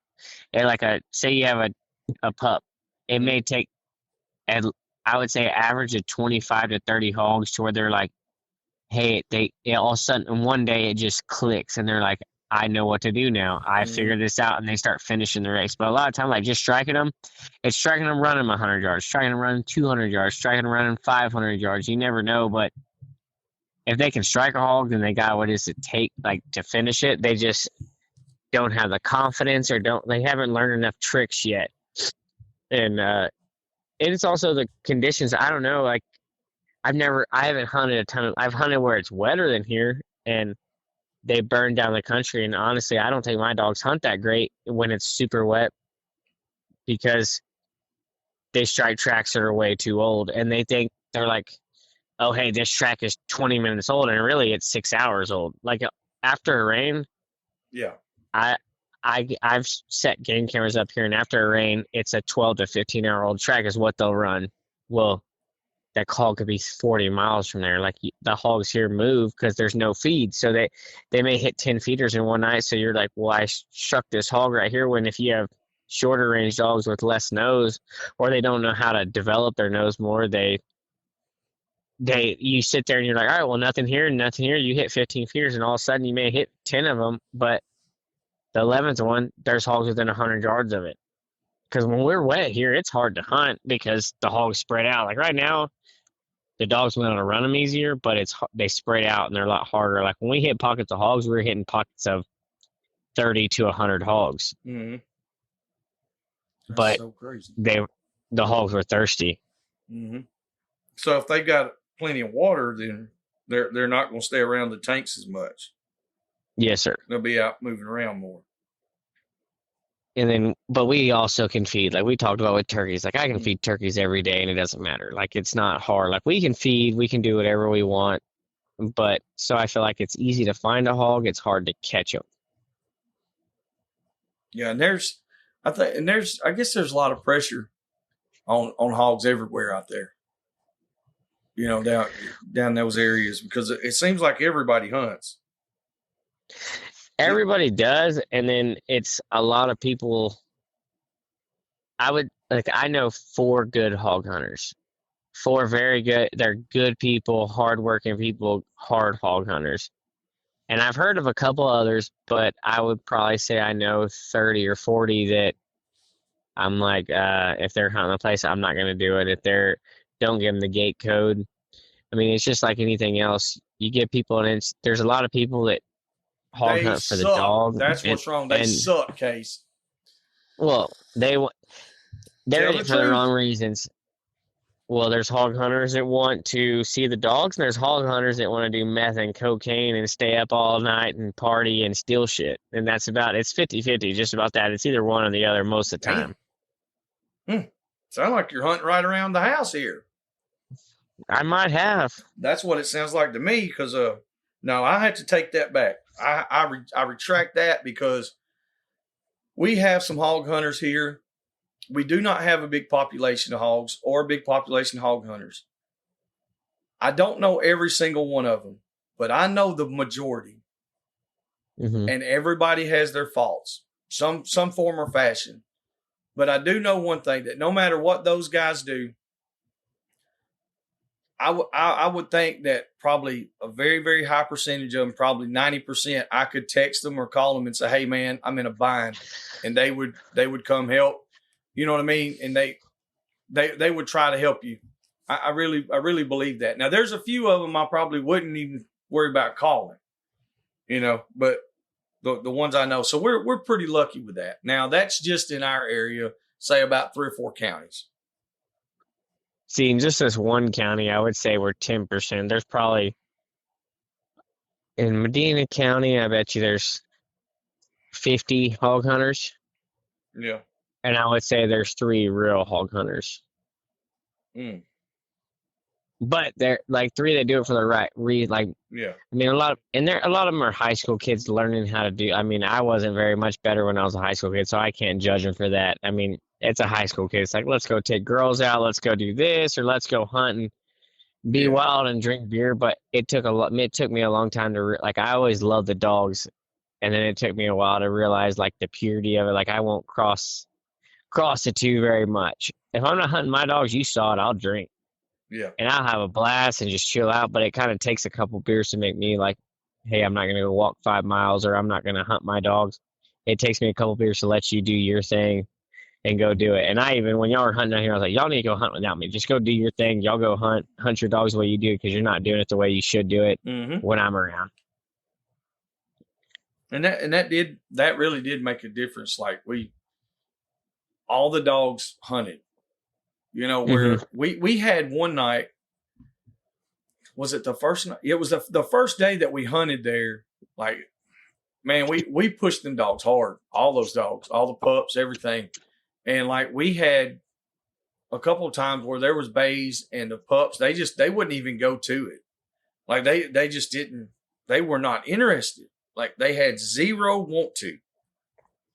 And so it was like, damn, man, I was frustrated. But at the same time, they're pups. So, no, whatever. And then, like you said, when you was like, hey, go hunt the way you want to hunt, it was so much easier for me just to get the dogs out and just take off, and they just went hunting. Like it just like we were at home. But now we had also been there for a few days. So I don't know. Just like you can catch hogs that I can't catch, you'll catch hogs that I can't catch, and the dogs can feel a difference that stuff's going on, and you can't beat a dog for not hunting. You can't get mad at a dog for this when it's something new, because I can get a dog from you, and I may say it's absolutely worthless. Like Nate took that Lacey from me. He may say this is the worst dog I've ever seen, but it also may be the best dog he's ever seen. I don't know. They're going to change. I mean, it's completely – there's a whole lot of cells and brain sparks going on right there that me and you don't understand. Mm-hmm. Exactly. But y'all do construction. You take the best general contractors, 5 best general contractors in the country, and say, let's go do a job. Mm-hmm. It's going to be a shit show. Yes. But you take one of the best or the 5th best general contractor in the country, and you take a mason, you take a carpenter, you take a welder, you go do all this stuff, and they hit the right way. It's like, damn, we got this done, and we beat the smartest. We beat these engineers. Mm-hmm. We beat this. We did this. It's a sweet spot. And the same thing is with dogs. Like, my best dog would have been a coal for you. Your best dog would have been a coal for me. You never know. Yeah. Because I don't know how that works, but that's the purity of it and how it all works. To me, it's fun to go see that, and I'm always searching. Like, I'm looking to hunt with people that my dogs. I want to make my dogs look like shit. I want to find better. I want to see better, but I also want to see better that I can make, because I go hunt with somebody. I go hunt with you, and you have better dogs than I've ever seen. I get poses from you, and the way that I hunt, they're absolutely worthless, and I don't know what to do. And that's the thing. You gotta find those. I think honestly, like the dogs you have, like Flo and Gator, those are the dogs for there. Mm-hmm. You know, that's the dogs that work there. I think you're gonna be very hard pressed to find something that's better.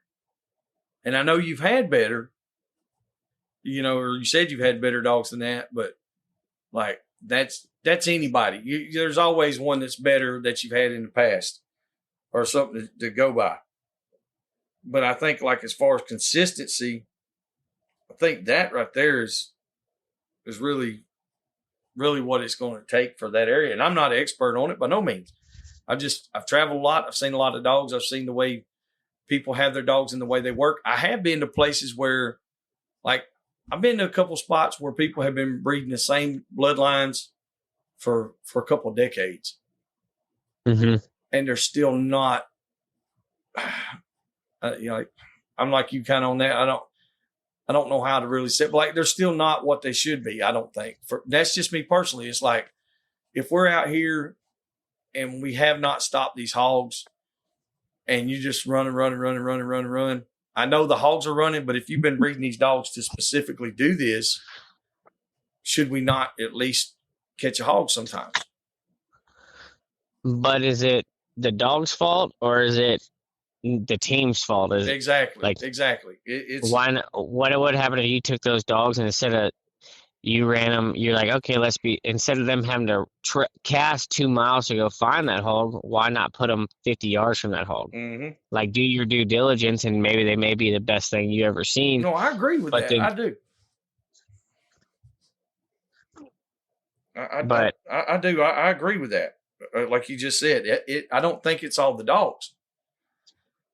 It's the overall culmination of, you know, like you said, of the people that are there, the hunters.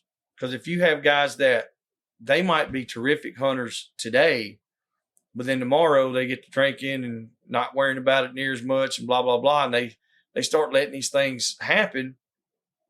Well, then you're hurting your dog instead of helping your dog. Mm-hmm. You know, so it's like the consistency factor is not just about the breedings and the animal. It's about the person as well. Wouldn't you say? I mean, I think that's... Yeah, I mean, I would say that. I mean, I think it's... I mean, if I'm going to feed you, I'm going to clean out your shit, I would assume that we're a team. And a good dog, I want them to respect me. I want to respect them. To me, we're a fully functioning team. And so I would think that I need to pull my weight also. Mm-hmm. So I'm hunting with you. I'm doing this.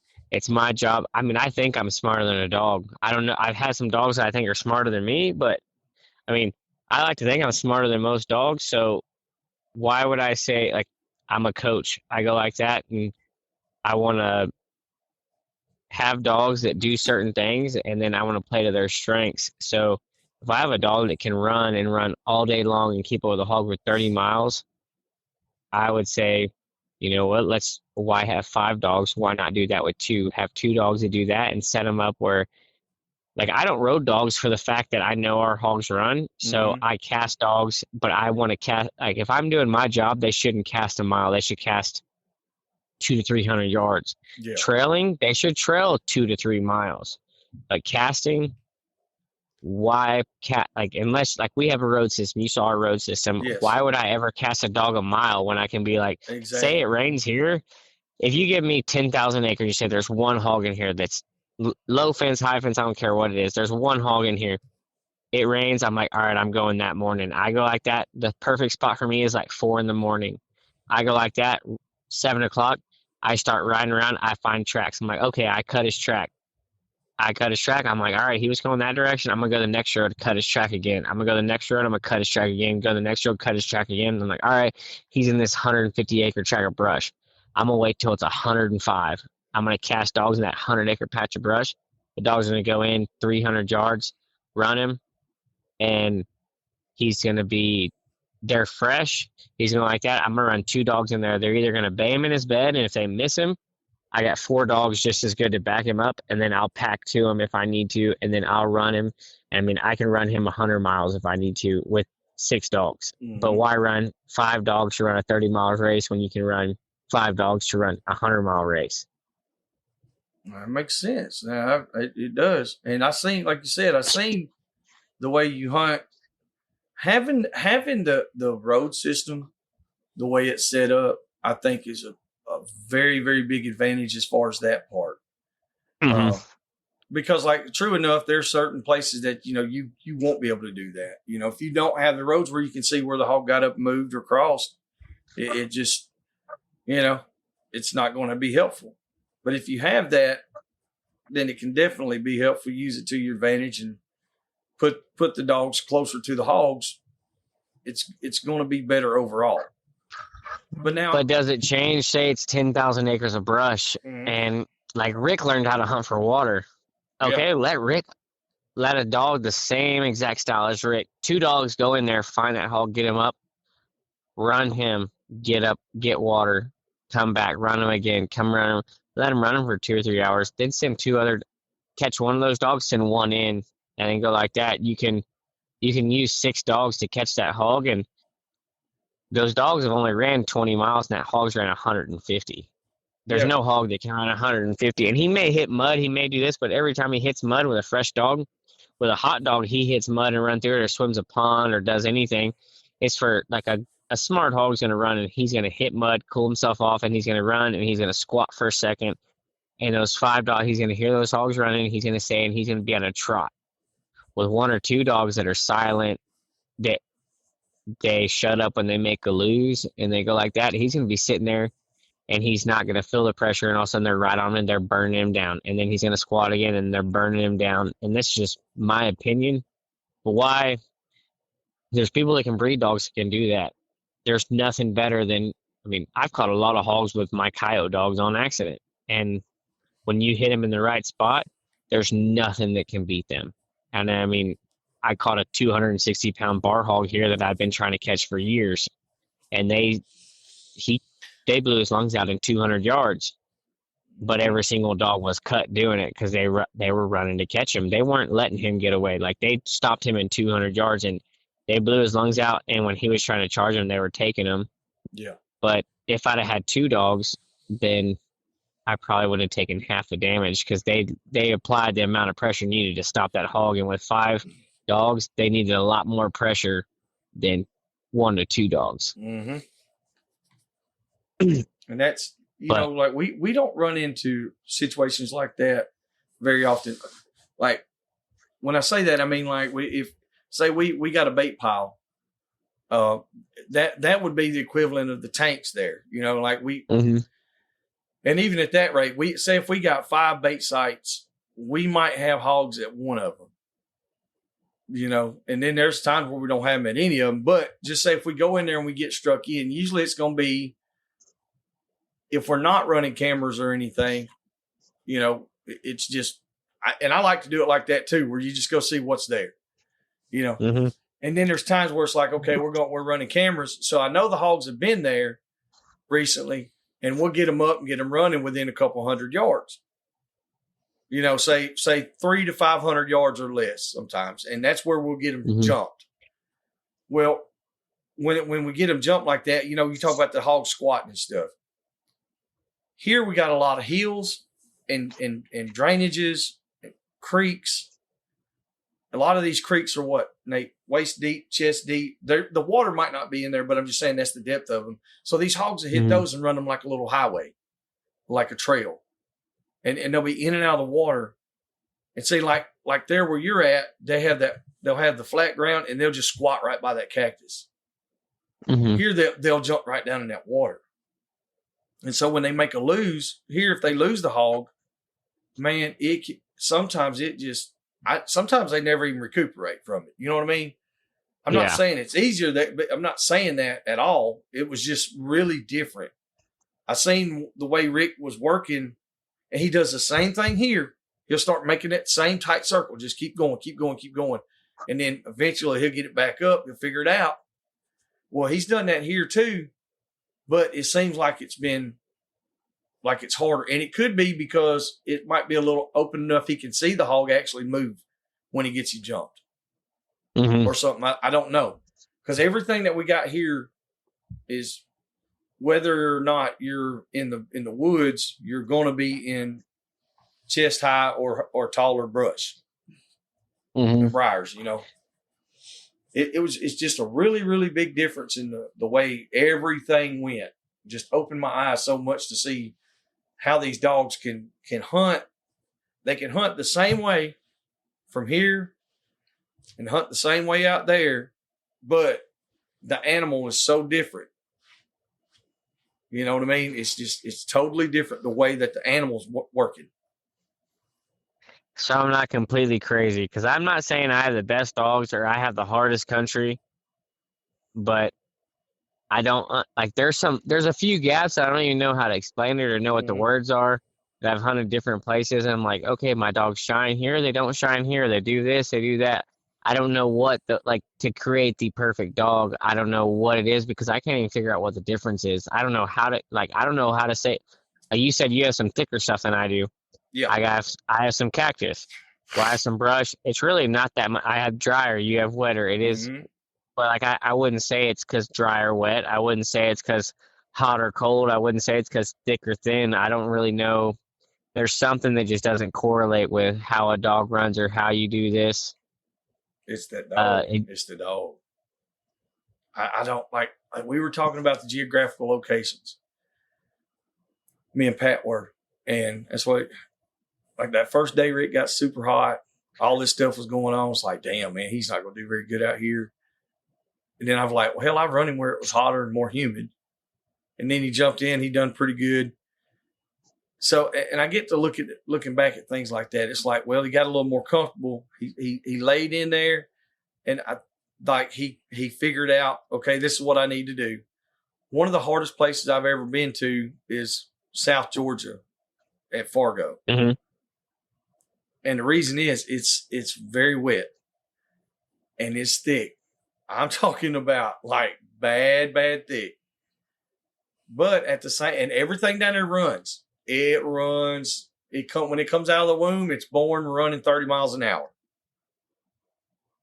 But hunting where we just left from out there, I think has been, there's far more challenges overall for the dogs to overcome than anywhere that I've been so far.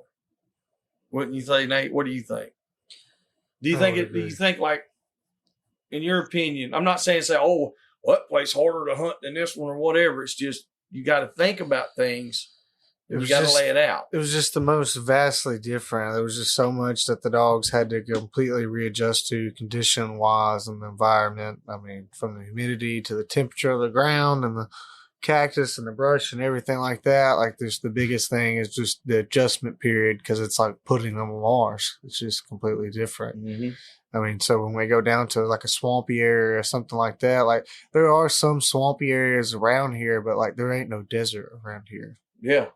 Mm-hmm. One, just, okay, let's just talk about just catch dogs. Okay. So we have black brush here that the dogs need to just close their eyes or just be like, I'm a push through, like, I mean, hit down and go push through it. Well, you hunt them in black brush for 2 weeks straight and you go to some pear flats, you go run them in cactus and they go blind because they got cactus thorns solid through their eyes. Like, to me, that's what I think. That's one of the things that makes it hard about here. I think it's thick, and there is some thicker spots than what I took you. Like, it is thick. The cactus makes it hardest because you go like geographical location. You go right over here in your black brush. The catch dog has to push through. So does your strike dog has to learn to push through. Mm-hmm. Well, a strike dog ain't gonna last very long if he pushes through the brush like he pushes through cactus. Like, he's gonna be crippled. Like, we had some places that I was gonna take you that was solid cactus, like worse than Ricky's, worse than anything else. And there's a lot of hogs there, but I wasn't gonna do that to you because your dogs aren't used to it. Because we could have hunted there the first day and probably caught. Your dogs would have been good for 6 or 7 hogs. Well, see, like, when I say thicker, crippled. When I say thicker, I mean like it's just like a wall of briars, okay? But at the same time, they can still manage to get through there. They can wiggle and squirm and get through there. Okay, the briars and stuff here are really rough on you, man. They'll chew you up, no doubt. It's totally different where you're at. Like, those cactus needles they came through the bottom of Nate's boot and stabbed him in the foot. You know what I mean? Like, we're not dealing with that kind of stuff. So if it's half as thick, all the stuff that the needles and stuff out there are twice as hard and 5 times as long. So even if it was only half as thick where you're at, it would still be far worse. Because like you said, it'll cripple the dogs. You get a dog out here, it gets a thorn in his pad, and you're like, damn, he'll still run. You might see him at the end of the day, and you'll have to pull that thorn out. But out there, I noticed every dog we had was tender-footed that first or second day. Mm-hmm. Because they had those little, whatever the hell it was, off the little cactus. And like, we pulled cactus needles out of the dogs' noses that looked like porcupine quills. Out of their noses, their lips, their mouth. And so if you're talking about going somewhere where they're even bigger than that, it would literally cripple a strike dog.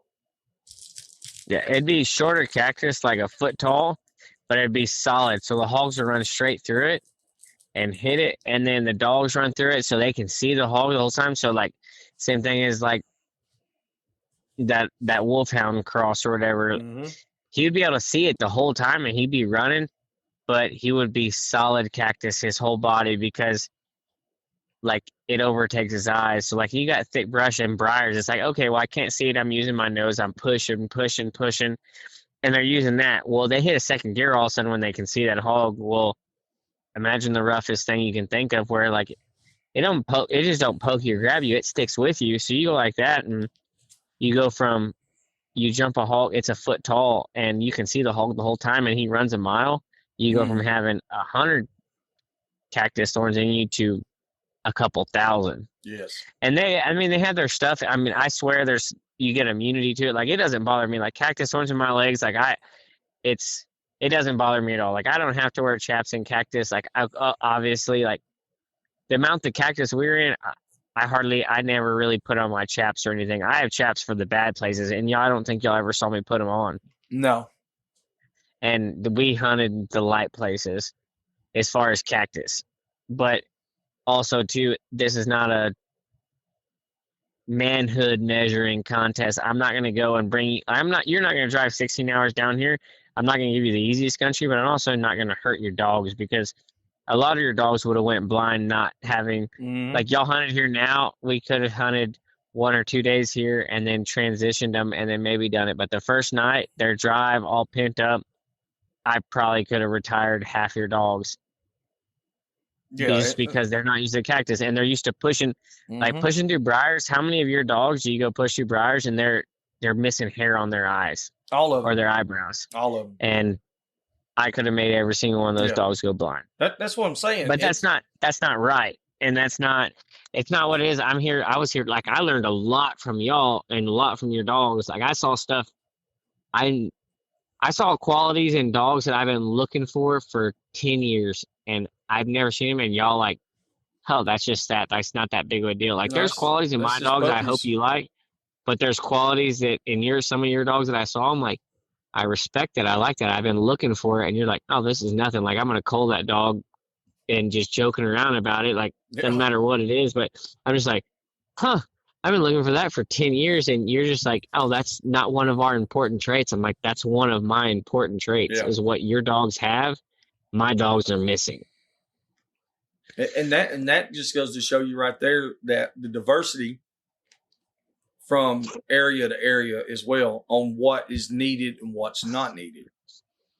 You know, like you said, there's certain things that you need that and attributes that we have.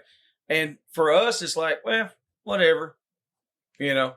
And then there's certain things where it's very important for me to have it. Like you said, you need a dog that's going to cast, you know, 200 to 500 yards, but he needs to trail for a long ways. We need a dog that's going to cast 1.5 miles and it's going to have to trail 10 miles. In certain instances, just per se, that's not an accurate figure by no means. So before the world gets all fired up, but if you do your diligence and you get your dogs where they need to be, theoretically they shouldn't have to do that. Just like you said, like going to the tanks. If you went early in the morning at 4:00 in the morning and turned those dogs loose at those tanks, how many hogs would you catch within 200 yards of there or strike? Zero. Okay. Zero.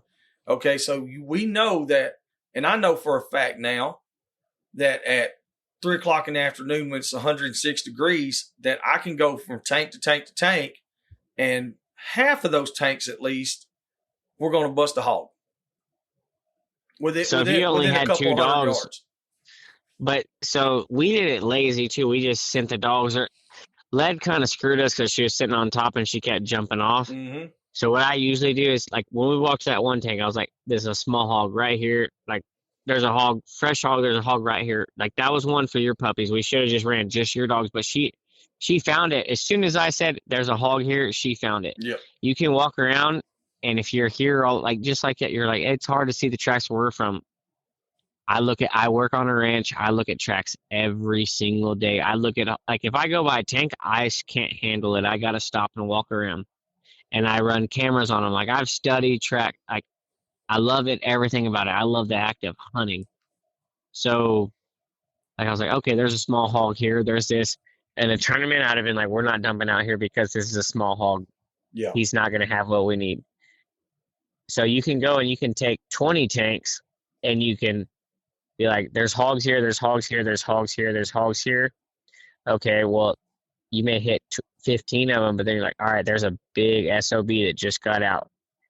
And there's no hog in the world that can there's no hog in the world. I don't care where it is, what it is. I'll say this.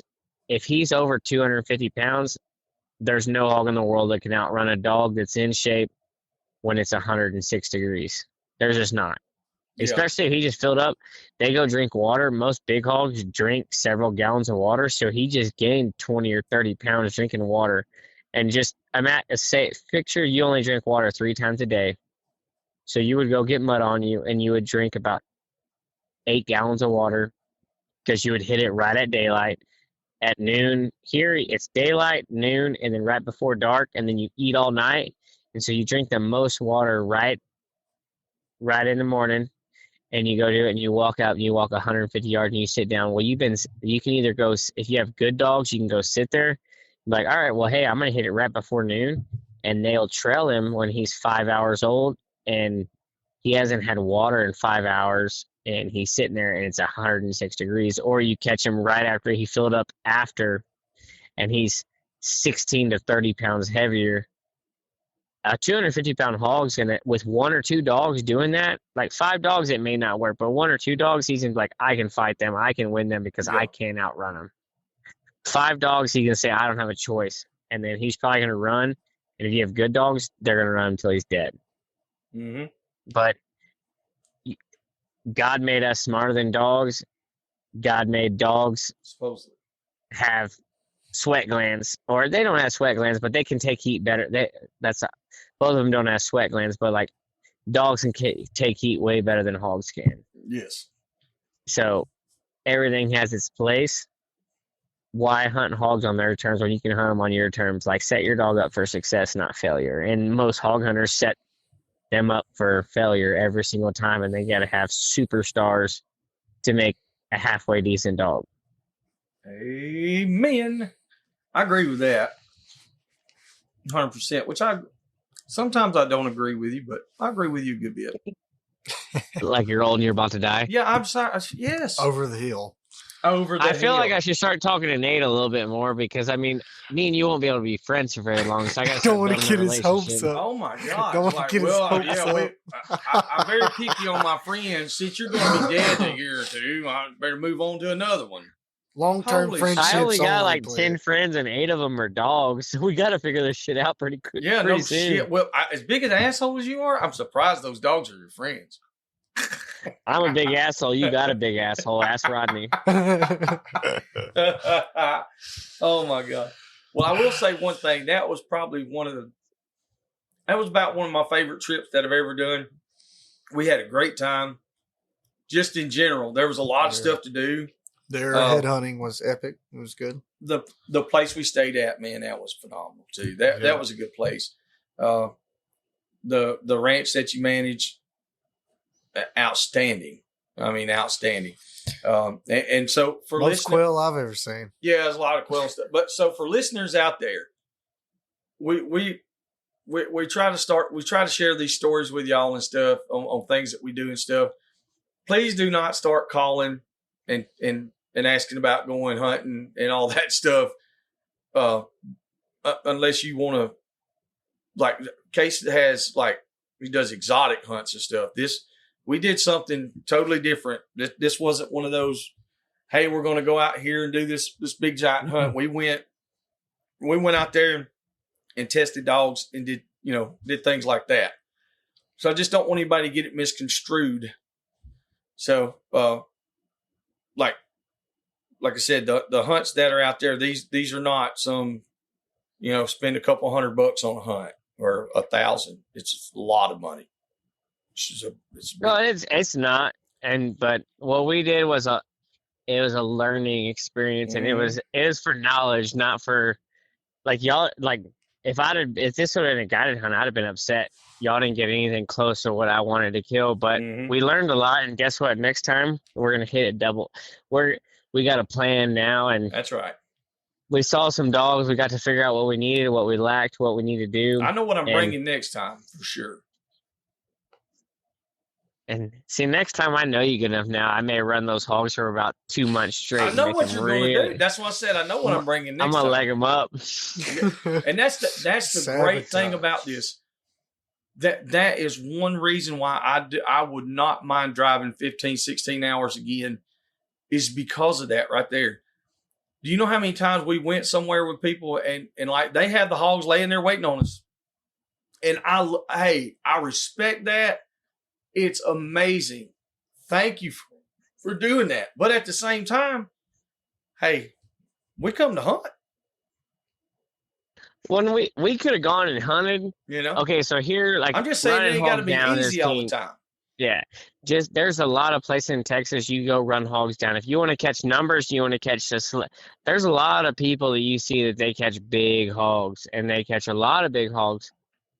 And somehow most of their video, it's like a bulldog on or this and that. And like, teach their own. If you want to catch hogs, I don't care. It's not that big of a deal, but there's a big difference Like here, I could have put y'all on 300 to 500 hogs easy, and we would have caught them, and I'd have been like, hey, we're gonna go. But I don't think it would have helped your dogs. And if No. anything, I think it would have ruined your dogs. And we went and ran hogs down one night, and I It was went and fun. jumped out in front of them and did that. And there's too many people, so the vehicles are there. But like running hogs down like that, like I could have sorted a big one out, catch them, we're done, and then I leave all the rest of them there. But that's not really dog work. Like those are my coals. Those are the dogs. I'm like, well, they're my friends. They ride, yeah, they ride with me. But real dog work, like y'all have dogs that can make real dogs, and that makes something different. And we hunted that style because in Texas you need to have dogs that can do both, and there's most people that don't have that. Like I won't take Flo and go dump her out on hogs in the field. I use her to find the hogs that I can't find, like cell cameras, tracks. Like there's nothing like cutting a track and acting like you're lion hunting and being like, this track's, I don't know how old it is, but this hog's over 250 pounds. Like, let's go trail him. And they may trail him 50 yards, they may trail him 5 miles. And you jump him up and bang him in his bed. Like, there's nothing like banging a hog in his bed. No, I agree with that. No, I love that. Yeah, we'll definitely have a good plan next time.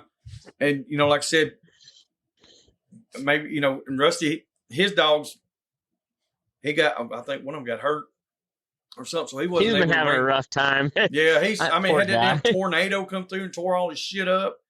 He's had a lot of rough go of everything. So, but we still made the trip happen. It was a good time. We'll put, like you said, another one together and we'll have a good plan. Now I will throw this out there. Rusty doesn't talk about how good he can shoot very often, and he can shoot pretty dang good. I put him in the test here. He was like, oh, I can shoot okay. And he goes and hits a stag running at about 330 yards and smokes it. It's pretty impressive what he can do with a gun. There's not very many people that talk that they can shoot like that can actually shoot. Yeah. So I was impressed. Hell yeah.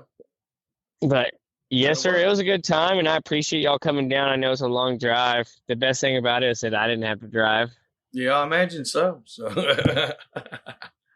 Well, we'll get it figured out and we'll do it again. I do appreciate you getting back on here with us tonight and talking and just, kind of going over what we see in these dogs and what we're looking for and how something that simple can really help a dog and how it can also make you change your mind on a certain dogs. It's really weird. If you really pay attention, it doesn't take all that. It can just a little bit of time can really change it. But it's the quality of the time. Like you said, if you go out here and you trap 20 pigs and you turn them out and let your dogs chase 20 pigs back to back to back to back, I don't know that you're helping your dog, a pup, that good. All you're doing is letting it chase a pig. It's the quality of the time that you're using. So when you do it, make sure that you got it set up for success. There's no doubt about it. So, but with like setting up for success, like your son is Nate. Is Nate the person he is because you're soft on him his whole life, and you're like, hey, here's a $20 bill every time you pick up a stick, or it was, hey, you didn't do this the right way, so I'm gonna knock the whole thing down and make you rebuild it. Yes.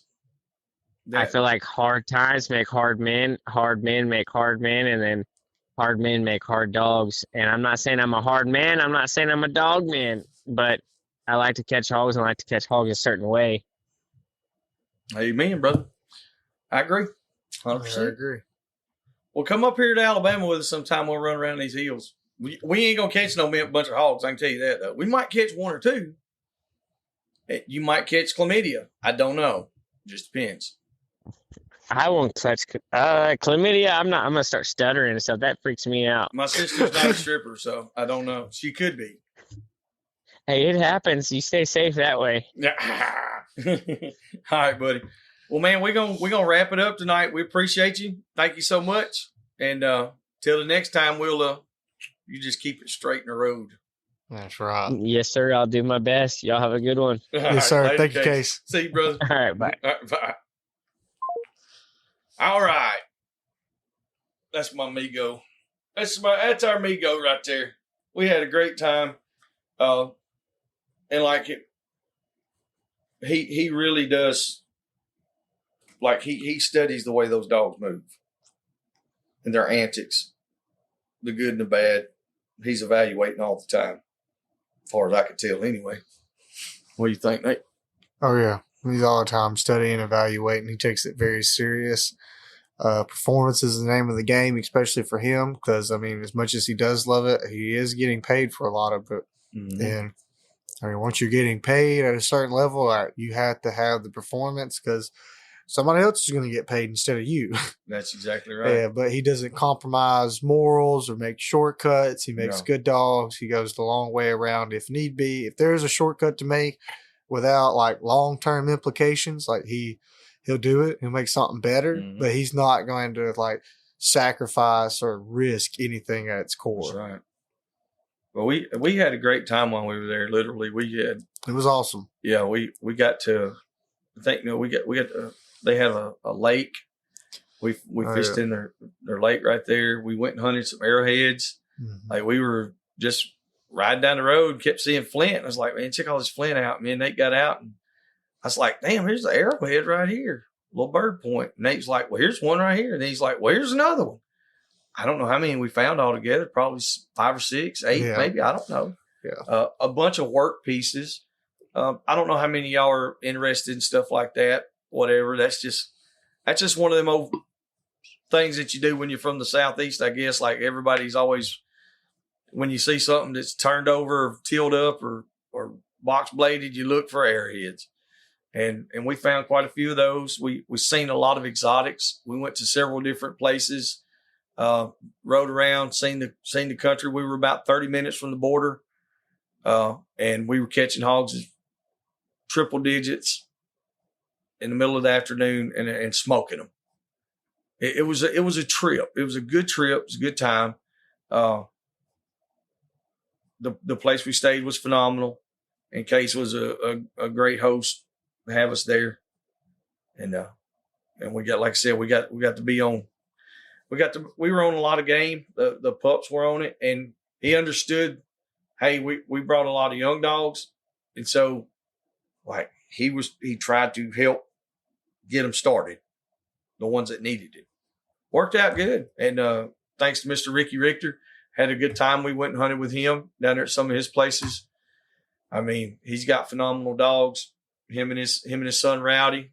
Give a shout out to Rowdy. What's up, Rowdy? He's a good helper, good hand. So, got anything you want to add to it, Nate? Nope.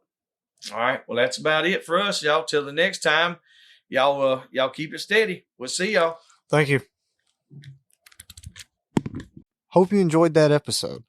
If there's anything or anyone you'd like to hear on the podcast, or if you'd like to come hunt with us, don't hesitate to contact us at dixiedoggers01@gmail.com.